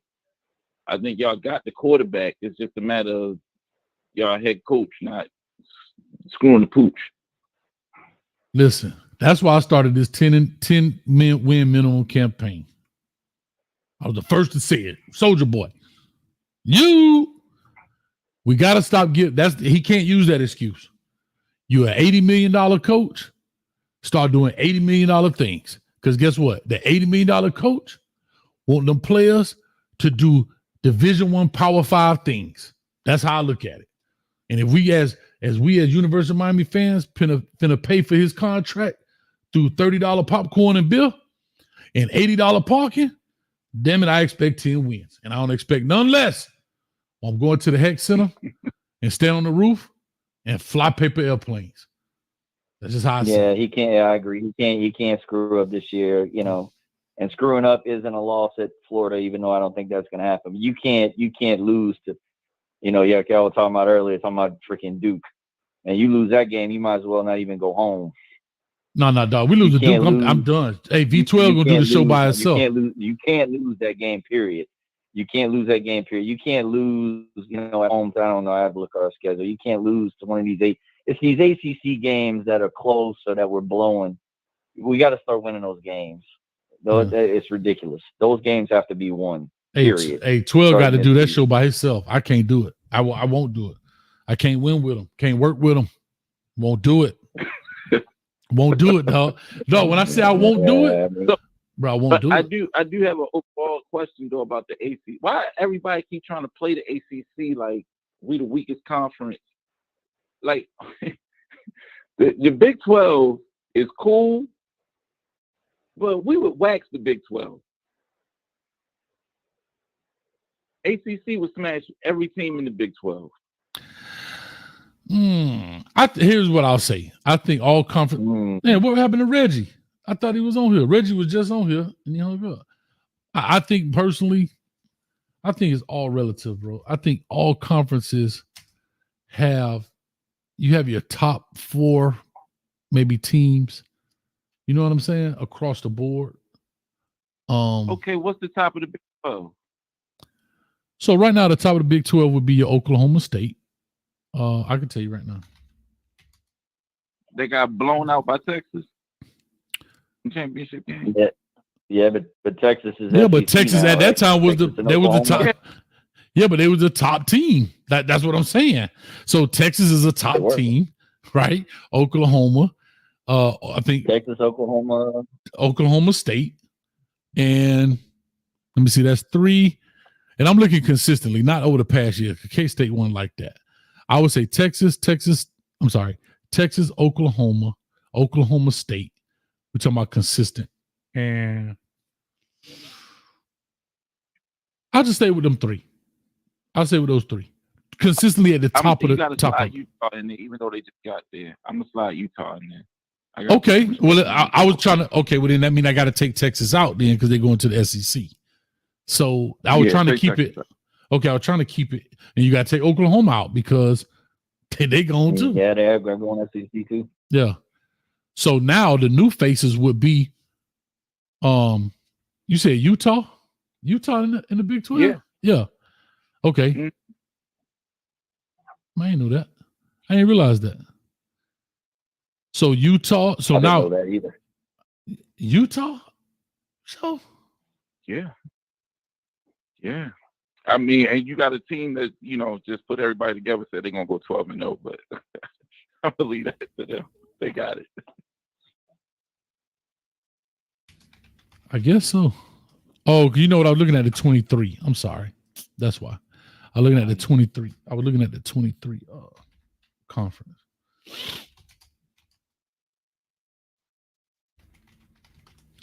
Okay. I'm looking this up too right now. Yeah, I was looking at the 23 conference. Do you think Miami would beat Utah? Yes. This year I do, yes. Yes. Yeah, this year. Yes.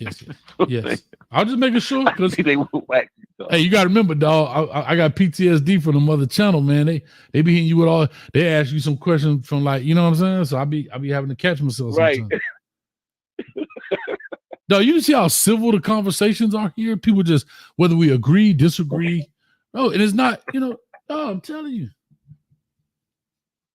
Look, Coach, we can talk football. Yeah, I mean, Texas, Oklahoma State, Oklahoma, Iowa State, Kansas State, West Virginia, Texas Tech, Kansas, UCF, TCU, Houston, BYU, Baylor, Cincinnati.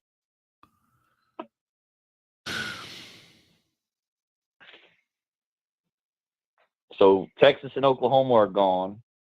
I mean, that leaves, Utah's coming in.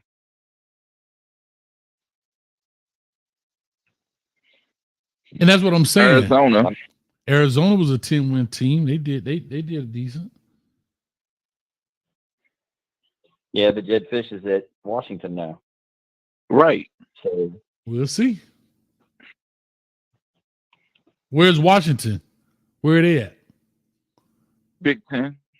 They went to the Big Ten. Big Ten. You're ready to get them demolished over there.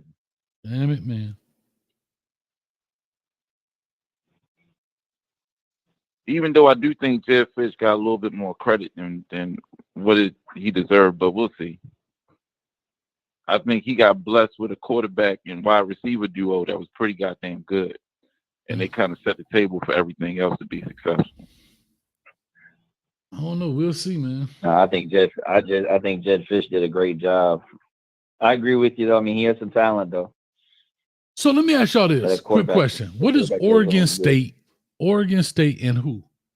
Who is the other team left in the Pac-12?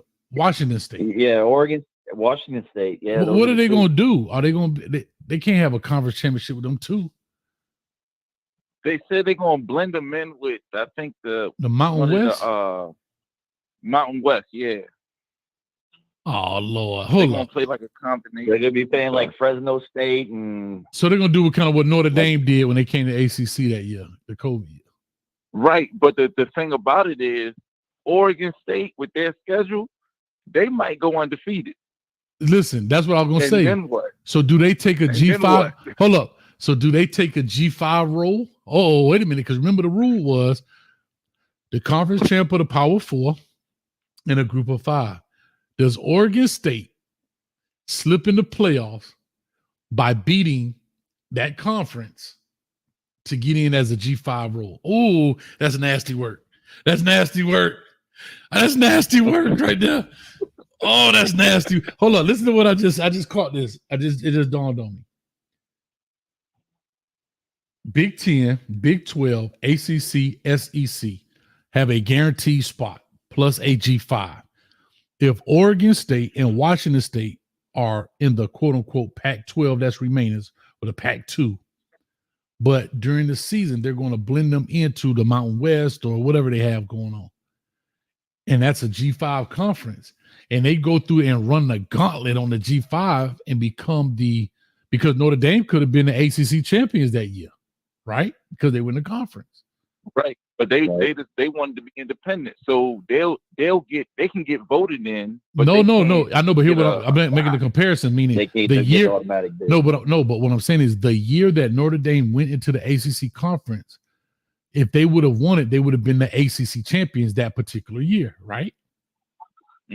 Yep. Okay. Right. So based on that, if Oregon State runs the table on the Mountain West, they could be Mountain West champions, correct? Correct. Even though they're a Pac-2 school, but they're playing in the Mountain West Conference this particular year. So they could take the G5 bid, the automatic G5 bid, because they're the undefeated team and probably highly ranked. Ooh, that's some nasty work right there now. Ooh. That's some nasty work, dog. But with a 12-team playoff, though, Coach, they probably, wouldn't they get in? Because we're not at 4 anymore. We're at 12 now. I know, but they also got an automatic bid, though. So think about it. If they get the automatic bid, because you don't have to worry about strength of schedule, right? And maybe I'm wrong, or ranking. If you win the conference, you get, because remember, the conference champion is automatically in, right? Regardless of record. Conference, correct me if I'm wrong. But they don't. But I think that's what the debate was. I think they automatically get in, but only you got to be voted for the automatic for that week off, that bye week or whatever. Yeah, I don't care about the bye. I'm talking about the 12 teams. No, just getting in. Yeah. 4 to 12 teams. You're talking about they might win the Mountain West, but they won't automatically get the automatic bid. They got to be voted in. But I thought but with 12 teams, they're not going to leave them out.